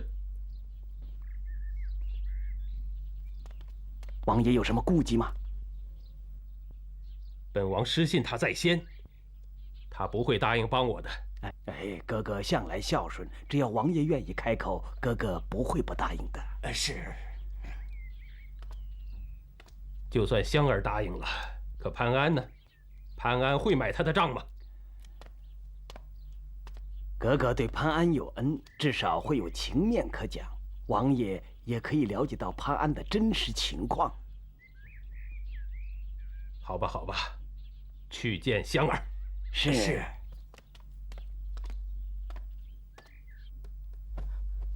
小安子，我有个想法想跟你说。什么想法？你看，那王爷他作恶多端，罪不可恕。至于格格，对你有恩，他对我也有恩呢。你说咋办？这个事儿啊，它确实是一个问题，但是它始终改变不了幕后的主谋就是王爷。那你准备咋面对格格？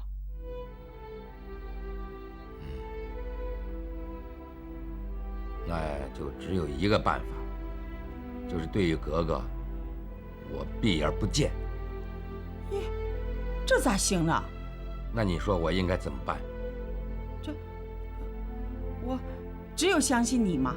兰花，你应该最了解我。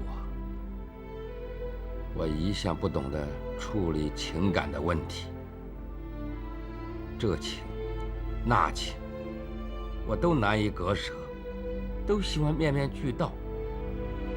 但是，自从当了钦差之后，我就告诫自己，绝不能因为自己的个人情感而影响了执法的公正。这我看得清楚。其实啊，那罪魁祸首就是王爷。要不是他勾结扶桑人，再加上他心狠手毒，咋能给哥哥带来困惑，又让那位公主死于非命呢？唉，这公主啊，也是个牺牲品。我看一个扶桑人，不好好的待在自己的国家里头，来中原干啥？不是来送死吗？3年来，死了不少的人，我绝不能让王爷逍遥法外，否则天理何在？公道何在？潘安，我非常赞成你的说法。这格格包在我身上，放心。兰花，难为你了。香儿，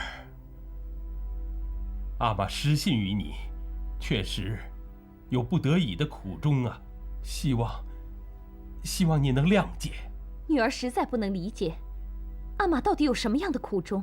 你想想看，如果阿玛不以马大脚为人质，他潘安能放过我吗？阿玛，请恕女儿无礼冒犯。阿玛走到今天这一步，怪不了任何人。香儿，难道你甘愿让你阿玛束手就擒，甘心受死吗？女儿不敢。香儿，也许在天下人的眼中，阿玛的所作所为是天理难容，但是为了完成你额娘的遗愿，阿玛甘心受天下人的唾骂，绝不言悔。阿玛，我知道你这么做完全是为了额娘，可是事到如今，东窗事发，阿玛很难再如愿了。或许现在俯首认罪，皇上念及骨肉亲情的份上，放阿玛一条生路。你觉得皇上会原谅我吗？我想皇上会原谅阿玛的。就算阿玛愿意，恐怕潘安也不会让我活着回京。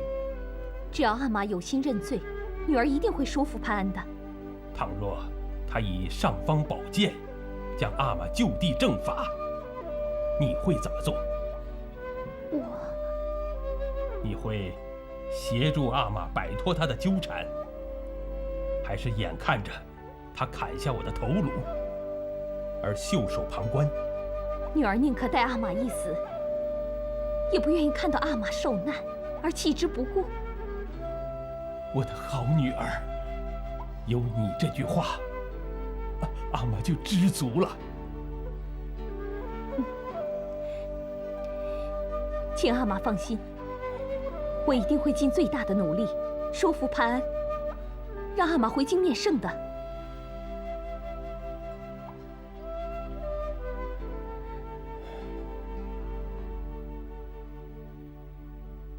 这位就是钦差大人的夫人。我一点没有看错，你不是钦差大人，你是个假的。嘿，你竟敢来到这儿！怎么着？我说楼明，你是不是想抓我回去问罪呀？没错。下官不敢，下官楼明拜见夫人。我实在看不出你还有什么不敢做的。夫人，你说笑了啊！我哪有什么闲工夫跟你开玩笑啊？赶紧说你的来意吧。下官是来恭迎钦差大人的。我们住在这客栈里头还比较安全，不然的话，成天的提心吊胆的，连喝水吃饭都得担心被人下迷药。夫人恐怕有所误会，下官确实是诚心诚意的。你这个诚心诚意，还得命大的人才能承受得住啊。我们可是福薄的人，承受不了。我看你呀，还是给我滚回去吧。就算夫人不肯进驻府衙，也可以让下官去向大人当面请安呐。得了得了，我看咱们呢，还是给他点面子，让他进去吧。谢夫人。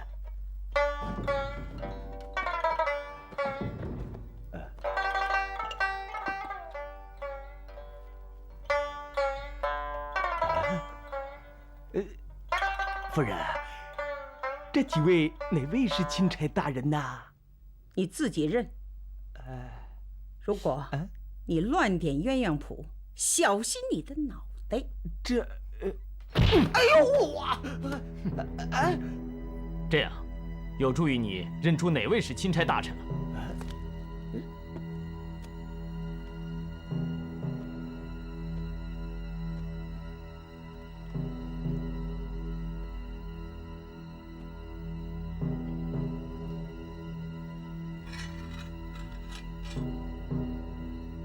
你可认识这把尚方宝剑？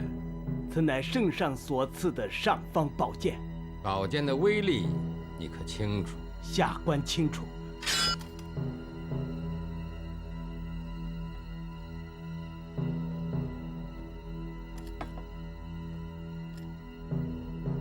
好，我介绍一下，这位朝廷密使唐洪。这位朝廷密使郑琦，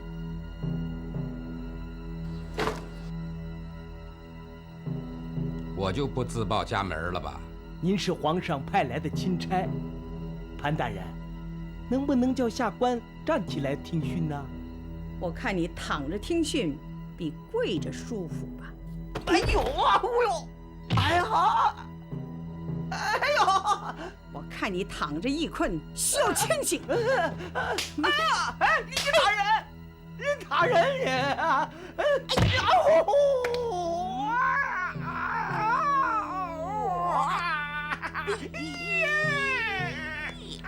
给我过呀！嘿，你还是老老实实的跪着回答潘大人的问话。潘大人。这就是圣上赐予下官的见面礼吗？还是大人您私设的公堂呢？下官本来是一片真心迎接钦差大人的，为协助潘大人早日破获汤州失窃案，下官将府上最好的下榻处让给了大人居住，既安全又方便。可是没有想到大人非但不领下官的一片情意，反而用夫人假扮钦差来蒙骗下官。今天总算看到了大人的庐山真面目，竟然如此羞辱朝廷命官，难道这也是当今圣上的旨意吗？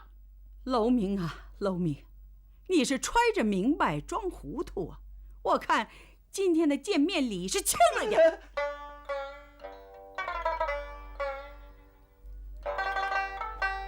楼明，你刚才说要站起来听训，难道下官的要求有何不妥吗？今天摆在你面前的只有2种回话的方式，一是跪，二是坐。钦差大人的话，下官不明白。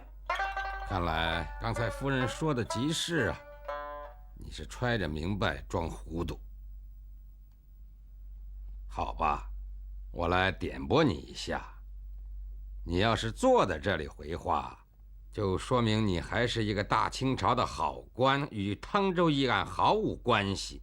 可是要坐在这里说话，只能说真话，不能说假话，否则尚方宝剑的威力你是知道的，开弓可就没有回头箭了。倘若你要跪着听讯，虽说有罪，但我知道你不是主谋，我可以在皇上面前替你谢罪，保你不死。是跪是坐，你自己选择。大人，你这是敲山震虎，以死来威胁。这种雕虫小技，本官在审案期间已经用过多次了。哎呦啊！想好了再回话。怎么着？是跪还是坐啊？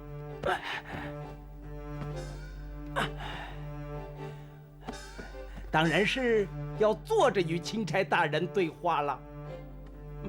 娄大人可要坐好喽。潘大人开门见山吧。好。一路上我所见到的抚州县朝廷命官只有娄大人，临危不惧，视死如归呀。潘大人，你虽然手上掌管着尚方宝剑，也可以随时随地的处决我，但汤州一案没有结果，不知潘大人回去以后如何面见圣上。在此，我给潘大人提个醒儿：前几任来汤州办案的钦差，不但没有查清金库的盗窃，反倒被王爷押回京城，上奏皇上。午门外失手分家，望潘大人不要重蹈前车之辙。谢谢娄大人给我的提醒，不过在此我也得给娄大人提个醒。倘若我不知道前几任钦差的死因，就不会微服来到汤州。如果我不掌握你的一二，就不会在此与你见面。你敢坐在这里与本钦差对话，这就说明你不愿意给自己留一条后路。大人，我知道自己的后路是一条宽敞的官道，所以我才能坐在这里与钦差大人对谈。我是谁的人，潘大人自然清楚。动我容易，动他可就难了。大人不想给自己留条后路吗？看来你是真没把皇上御赐的我这个小小的钦差放在眼里。我眼里看到的是前几任钦差的可悲下场。你潘大人手中是有尚方宝剑，可是回到了京城，有人就会收回你的尚方宝剑。到那个时候，你是什么？你是没有任何品级的戴恩院的贡生。大人，跟他废什么话？反正我们证据在手，让我先杀了他。看来你是不见棺材不掉泪呀。唐红，王爷此次来汤州，与扶桑国勾结谋反，秘密接触，你均在场。这是橘子临终前交出王爷谋反的信件和购买军火的单据。经办人是你，你还有什么话说？这些都是王爷命我干的，我听王爷的。这么说来，在你心中，王命大于皇命喽？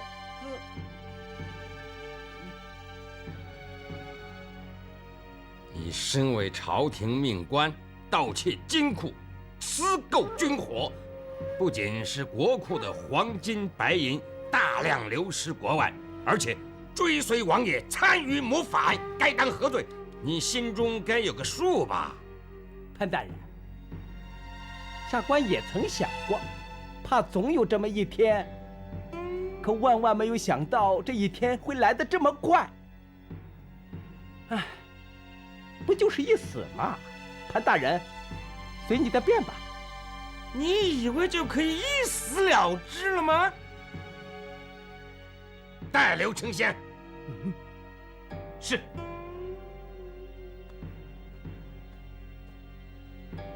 出来。走。说。娄大人，我全说了，您招了吧。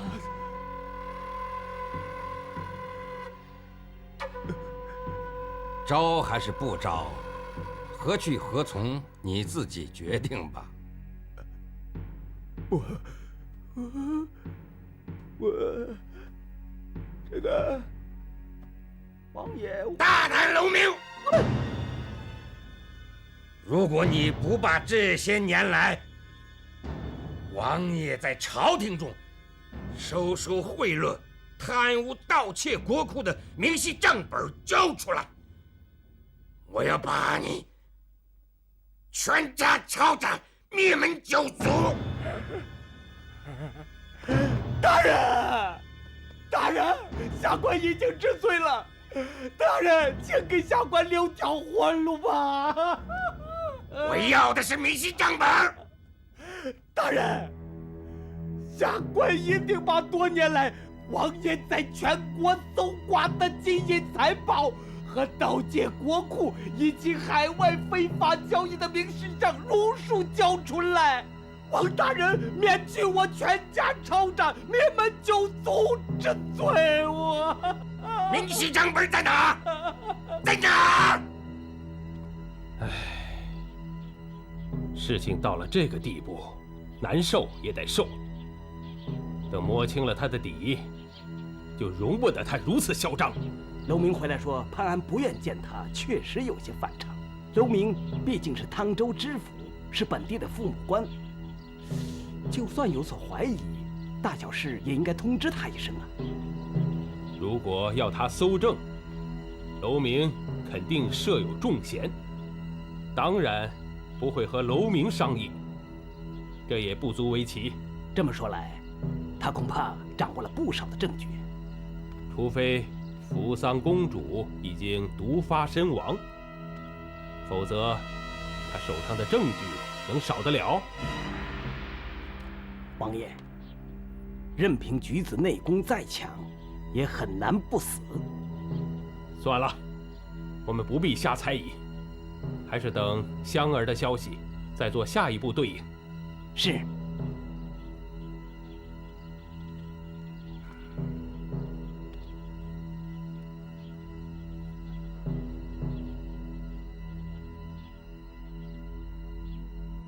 大姐，我把小墩子平安的交给你了。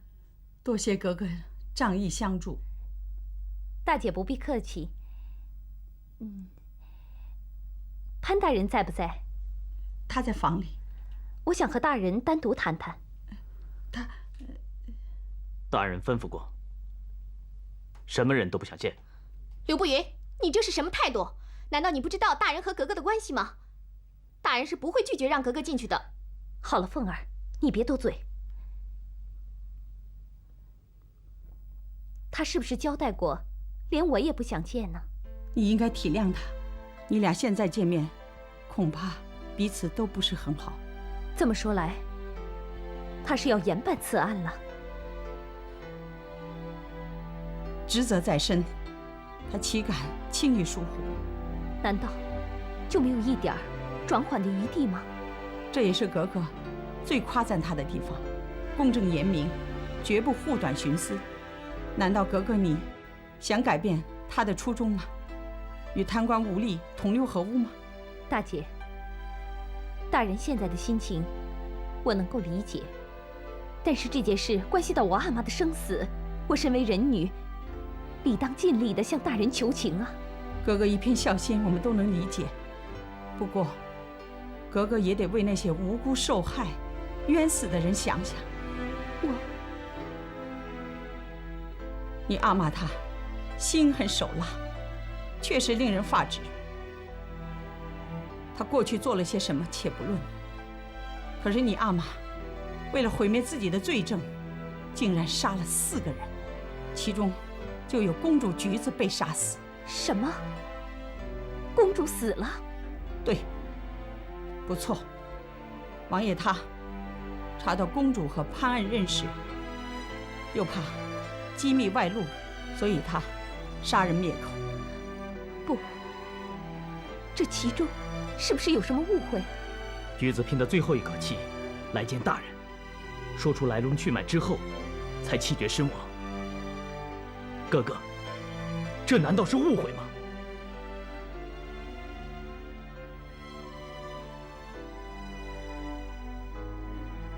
既然阿玛这么执迷不悟，我也无可奈何。打扰了。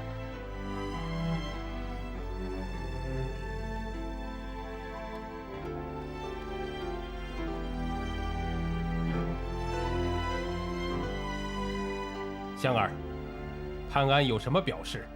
阿玛，你到底还要骗我到什么时候？你这是什么意思？你一错再错，你叫我怎么帮得了你？你胡说些什么？你利用了我，知道了橘子和潘安互有来往，然后对橘子痛下毒手，等于是我杀死了他。香儿，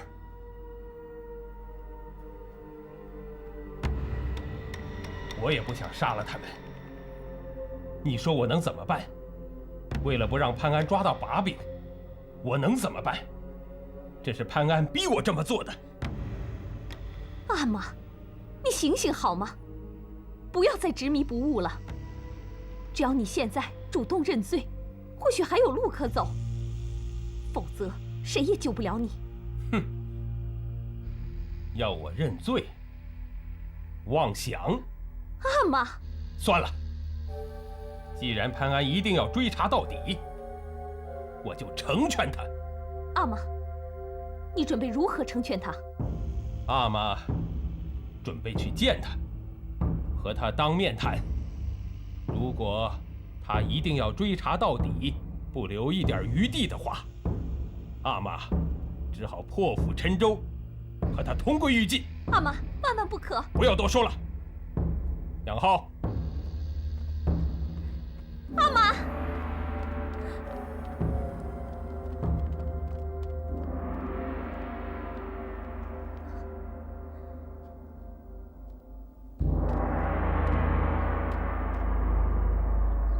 王爷，请。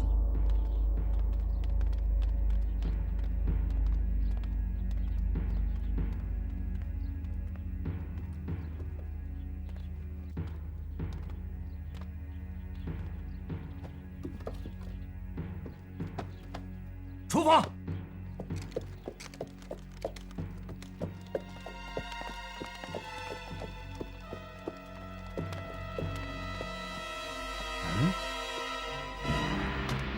夫人，王爷率人来了。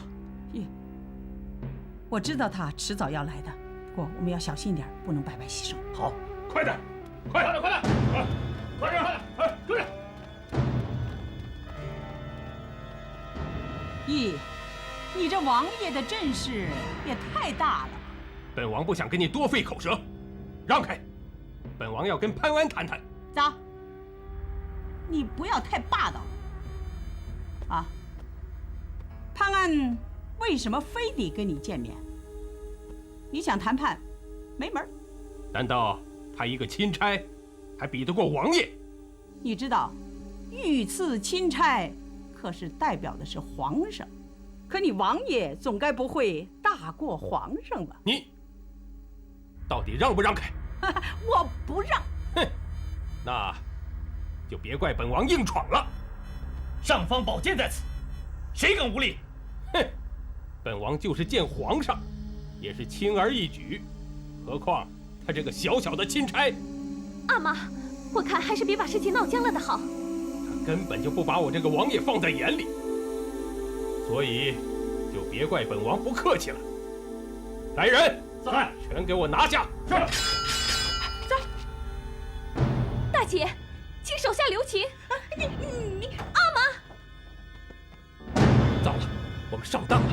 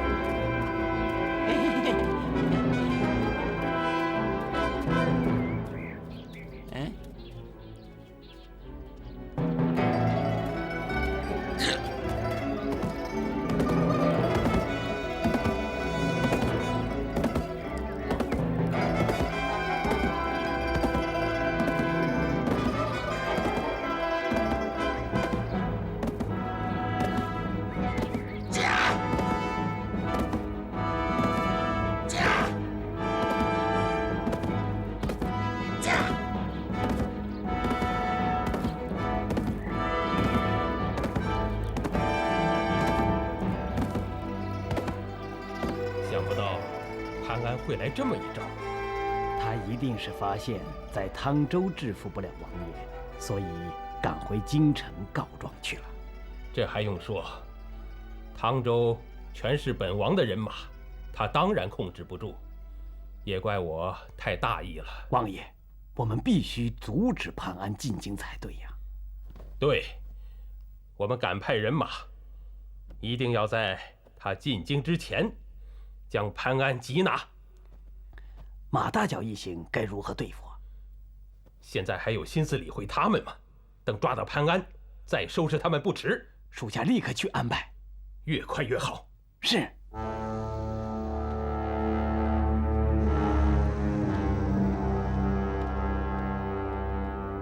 天要我亡，我不得不亡。难道这是天意？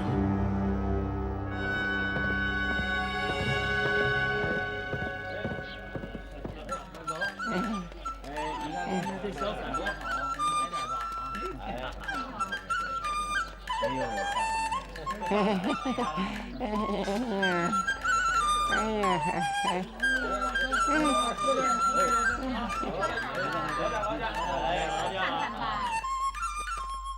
奴才参见皇上。平身。谢皇上。瞧你慌慌张张的，什么事儿啊？启禀皇上，潘大人回京了。他人呢？正在宫外求见。宣。遵旨。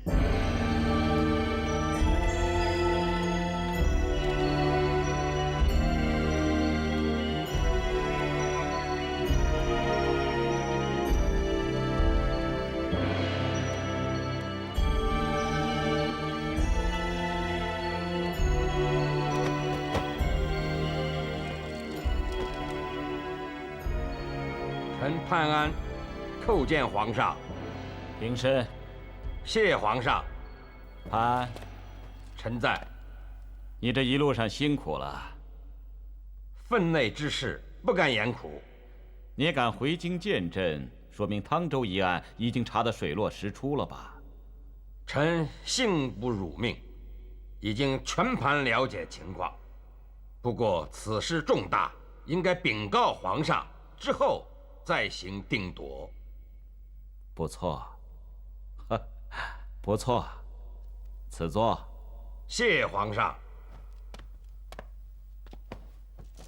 朕以为你拿了尚方宝剑以后，就会把一封就地正法，朕将为此事抱憾终生。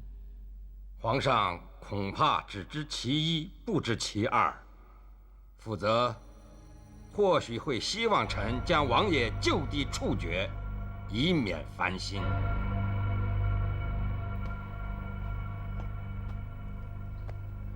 你的意思是说，一封除了汤州金库失窃一案，还有其他的？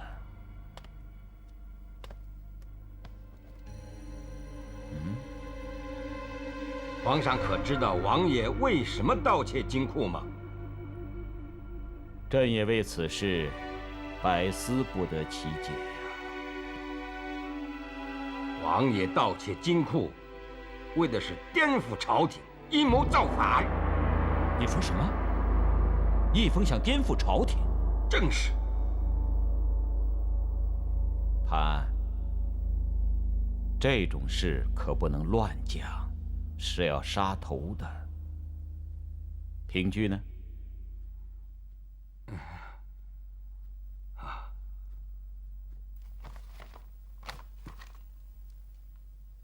这是王爷在金库的出入账本，他在金库存有黄金，是国库的1/3之多。还有，这是扶三国公主临死前交给臣的一个证物，是王爷亲笔所写，请皇上过目。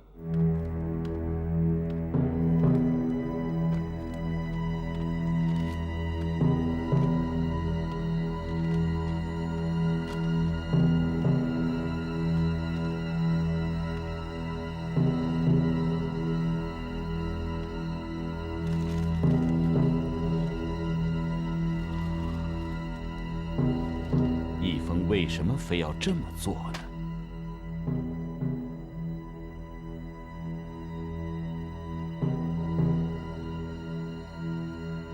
臣请求皇上调派兵马，随臣到汤州缉拿王爷归案。难道汤州附近的州府都被义封收买了？臣自历经之后，一路之上碰到的贪官污吏，几乎都与王爷有关。汤州知府楼明，更是王爷刻意安排的人选，足见王爷势力庞大。王爷一旦造反，大清百姓必受战乱之苦。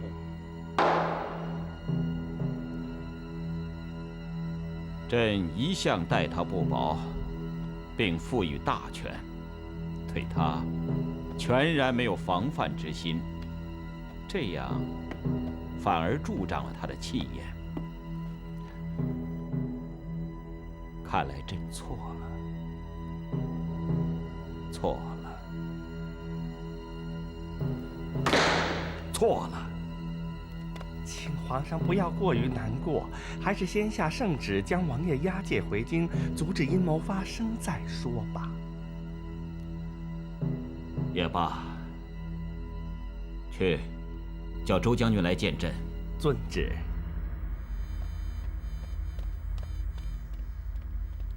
潘安，臣在。你觉得朕怎么处置义封，算是比较妥当？臣以为，非杀不可。不杀，朝纲大乱；不杀，民心不服。快！快！快！快！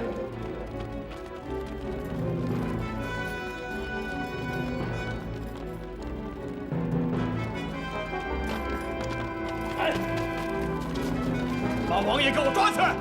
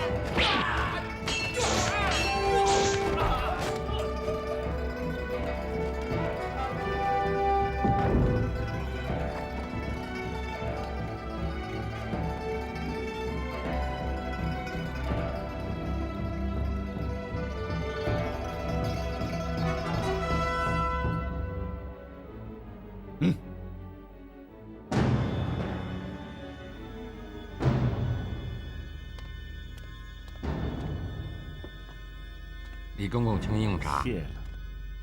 公公深夜造访，是不是皇上有什么吩咐？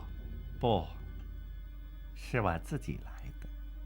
哦，公公有什么事情？潘大人，难道你猜不出我的来意？是与王爷有关？不错。请公公赐教。不敢。我只不过奉劝大人，皇家之事不同于一般，所以不能用律法横断。我只是奉劝大人，不要过于深究。皇上自会应付的。公公所言，可是皇上的意思？这倒不是。不过这几天皇上始终愁眉不展，连话儿都不说一句，心情沉重得很。既然不是皇上的意思，我看一切还是公事公办的好。你怎么不明白我的话？公公，虽然说清官难断家务事，不过皇家之事牵扯到大清的安危。所谓国有国法，王爷蓄意谋反，危及了朝廷，就不能够以家务事施之，理当以大清律法论罪。你，公公认为我说错了吗？潘大人，不是我李秀越权，爱多管闲事。就算你不顾及皇上的感情，你总该为格格着想。为了你，格格不惜冒犯懿贵妃，在皇上面前替你求情，你才有今日的平安。这份恩情，你总得找个机会偿还才是。格格的恩情，我会尽力去偿还。可今天，王爷所犯下的罪行已经到了天理难容的地步。我潘安岂能为了个人的报恩，置大清律法于不顾？你呀，还真是个死脑筋。潘安不敢有违职守，还请公公见谅。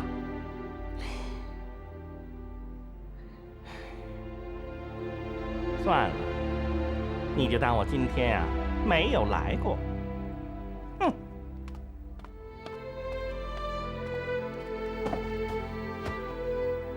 皇上，王爷带到。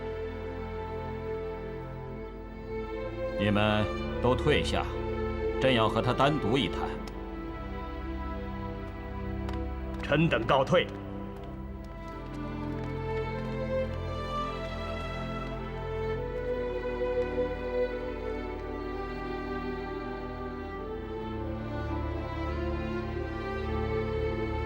一凤，有什么话，你可以直接跟朕讲。如今我也是阶下囚，没什么好说的。一凤，你我毕竟是兄弟，只要你事出有因的话，朕会从轻量刑。自古以来，胜者为王，败者为寇。既然我谋事不成，甘心受死。朕想问问你，朕什么地方对不起你，让你如此怀恨在心？哼，你现在跟我谈手足情深，你不觉得太矫情吗？你对我做过什么事，难道你不清楚？朕始终不明白，朕到底什么地方对不起你？好，反正我注定无命可活，把话讲明了，死得也舒畅。有什么话尽管说。从小到大，皇阿玛一直认为我比你聪明，且有王者之风，能够担当重任，并亲口向我允诺，要立我为皇太子。而你呢？你表面上对我这个哥哥言听计从，私底下却居心叵测，挑拨离间。你在皇阿玛面前说尽了我的坏话，是不是？是不是？到最后，甚至我连皇阿玛的面都见不了了。而你正好渔翁得利，夺走了我的皇位。荒唐！无论你承认不承认，我夺回皇位都不是一件错事。还有，我和皇阿玛之间的误会，全是你造成的。朕可以坦白地告诉你，皇阿玛之所以收回他自己的成命，废了你的太子，不是因为任何人，是因为你自己。好，那么你告诉我，我做了什么让皇阿玛失望的事？你还不明白？你在皇阿玛面前争宠极尽表现，凡是你看不顺眼的，你势必要报复。不把任何人放在眼里，心胸狭窄，恃勇好斗。皇阿玛看你如此这般，不得不收回成命，另觅太子。哼！你以为我会相信你的话？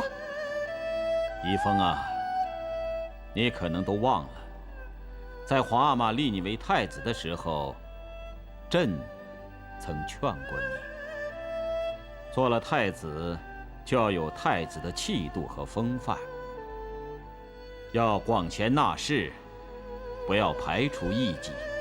可是你呢，一意孤行，一概不予采纳。哼！反正说来说去，你都不承认自己的错。错，朕确实有错。你有什么错？朕错就错在不该念手足之情，让你大权在握，太信任了你，以致让你颠覆朝廷。皇上，冷香求皇上念在骨肉亲情的份上，就饶了阿玛一次吧。倘若朕真想把他置于死地的话，就不会把他交给宗人府去处理。这个道理你应该明白。那就谢谢皇上恩典了。你也别谢得太早了。虽说朕不愿意让他死，但是他到底死不死，还得看他自己呀。冷香不明白皇上的意思。宜丰他过分偏激，他始终认为朕在皇阿玛面前挑拨煽动，才使他失去了地位，因此他对朕恨之入骨。这次在宗人府，如果他不肯认罪的话，朕也就没办法了。不会的，我一定会去劝阿玛，不能再错怪皇上，以免自误。香哥哥，只要你能够劝醒他，宗人府会给他一个机会。谢谢皇上。冷香立刻就去。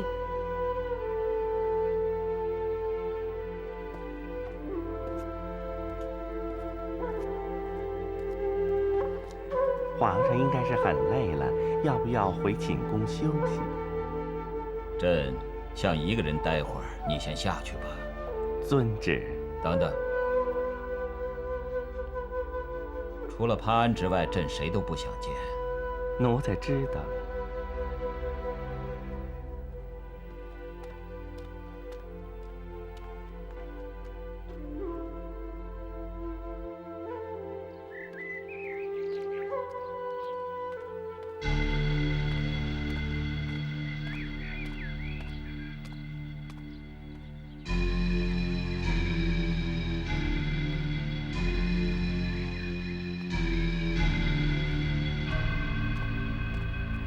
启禀皇上，是不是潘安来了？是。宣。遵旨。宣潘安进殿。臣潘安叩见皇上。潘安，你这是干什么？启禀皇上。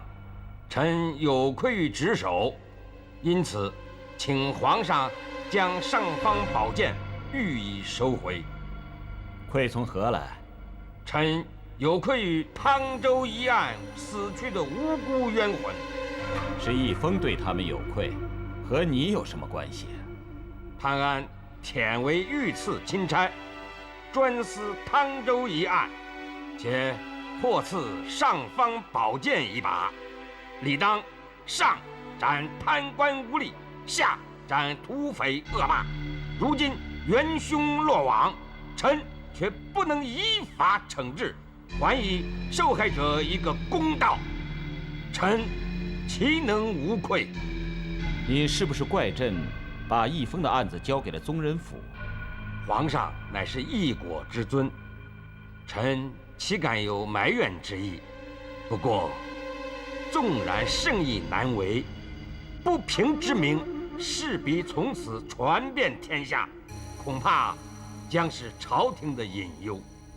你这是在威胁朕吗？臣不敢。不过，事实如此，臣理当力谏，以尽为臣之忠。你这恐怕是夸大其词吧？皇上，王爷残害大清子民，惹来民怨一片，这是其一。其二，王爷还毒害了扶桑公主，扶桑国岂能善罢甘休？你以为朕会怕那小小的扶桑国吗？义丰他与他们勾结在先，企图亡我大清，也算是罪有应得。百年来，扶桑国始终窥视中原，却只是忙于暗中活动，不敢过于明目张胆，就是因为没有发兵的借口。此次扶桑公主命丧中原，倘若皇上对王爷加以袒护，扶桑国必定会以此为由大举入侵。如此一来，纵然皇上有必胜之心，天下百姓也会饱受战祸之苦。所以还请皇上三思而后行。你说的虽然有道理，但是如此一来，老百姓要笑朕恐惧战争，甘心示弱。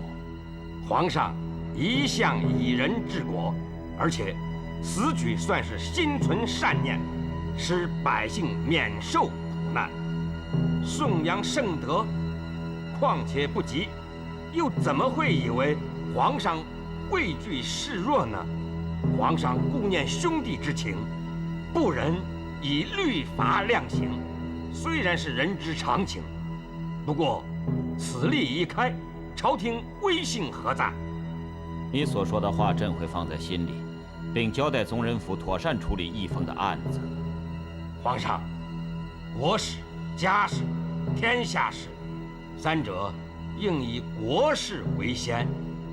宗人府负责处理皇家私务，而此案涉及甚广，并且危及了朝廷，不能等闲视之。臣恳请皇上维持原意，由臣专司此案。你是希望将义丰发落刑部，由你来审理？恳请皇上恩准。手里有尚方宝剑，在哪儿审案不一样吗？尚方宝剑犹如皇上亲临，如果在宗人府审案，难免碍于情面，无法秉公处理；移交刑部，则意义就大为不同，等于划清界限，不再是皇家的家务事，一切都以大清律法论处。义丰已交给了宗人府，如果朕现在改变主意的话，恐怕会惹来非议。皇上放心，此事的一切责任由臣一人承担。你觉得你承担得了吗？臣自信，绝对不会让皇上为难。好，不过朕的为难之处，你也得放在心上。臣定不辱命。你下去吧。谢主隆恩。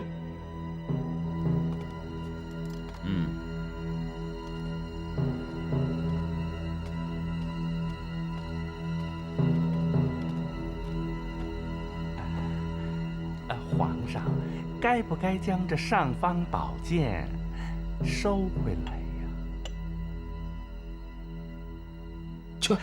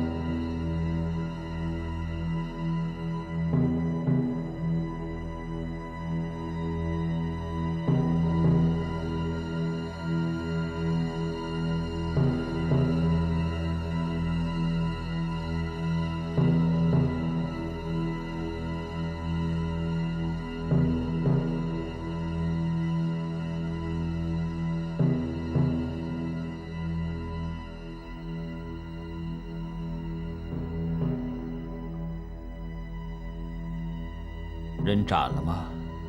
斩了。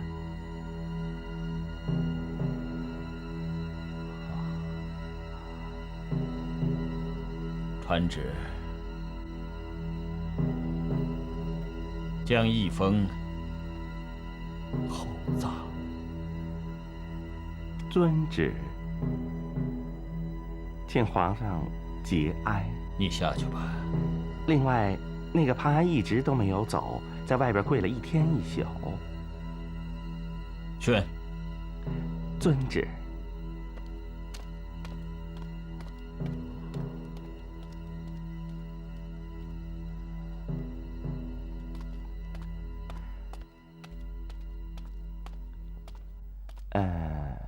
潘大人，随我进宫，皇上召见。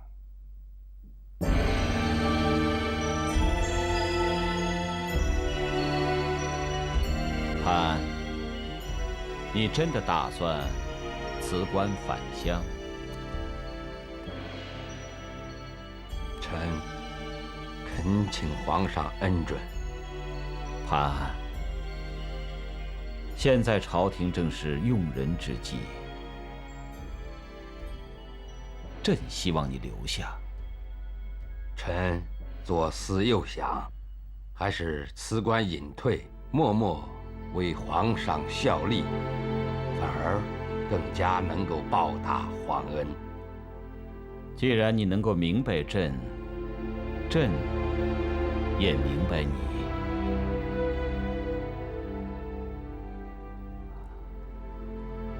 李秀，奴才在。收回尚方宝剑。遵旨。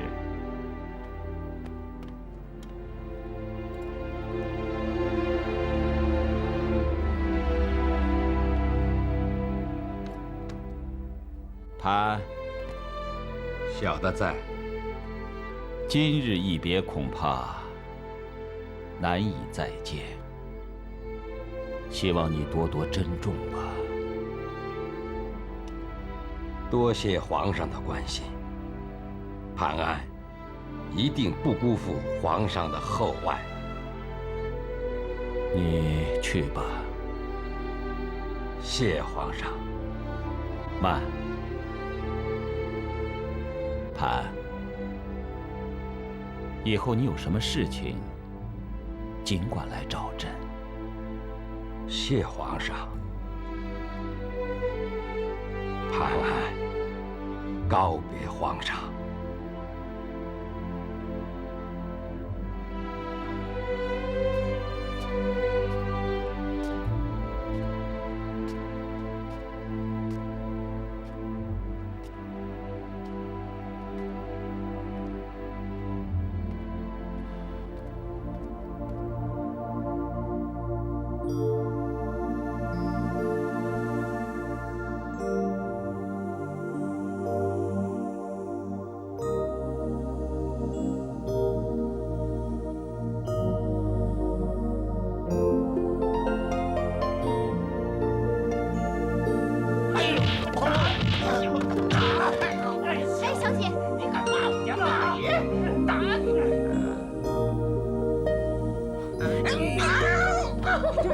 你放手，放手！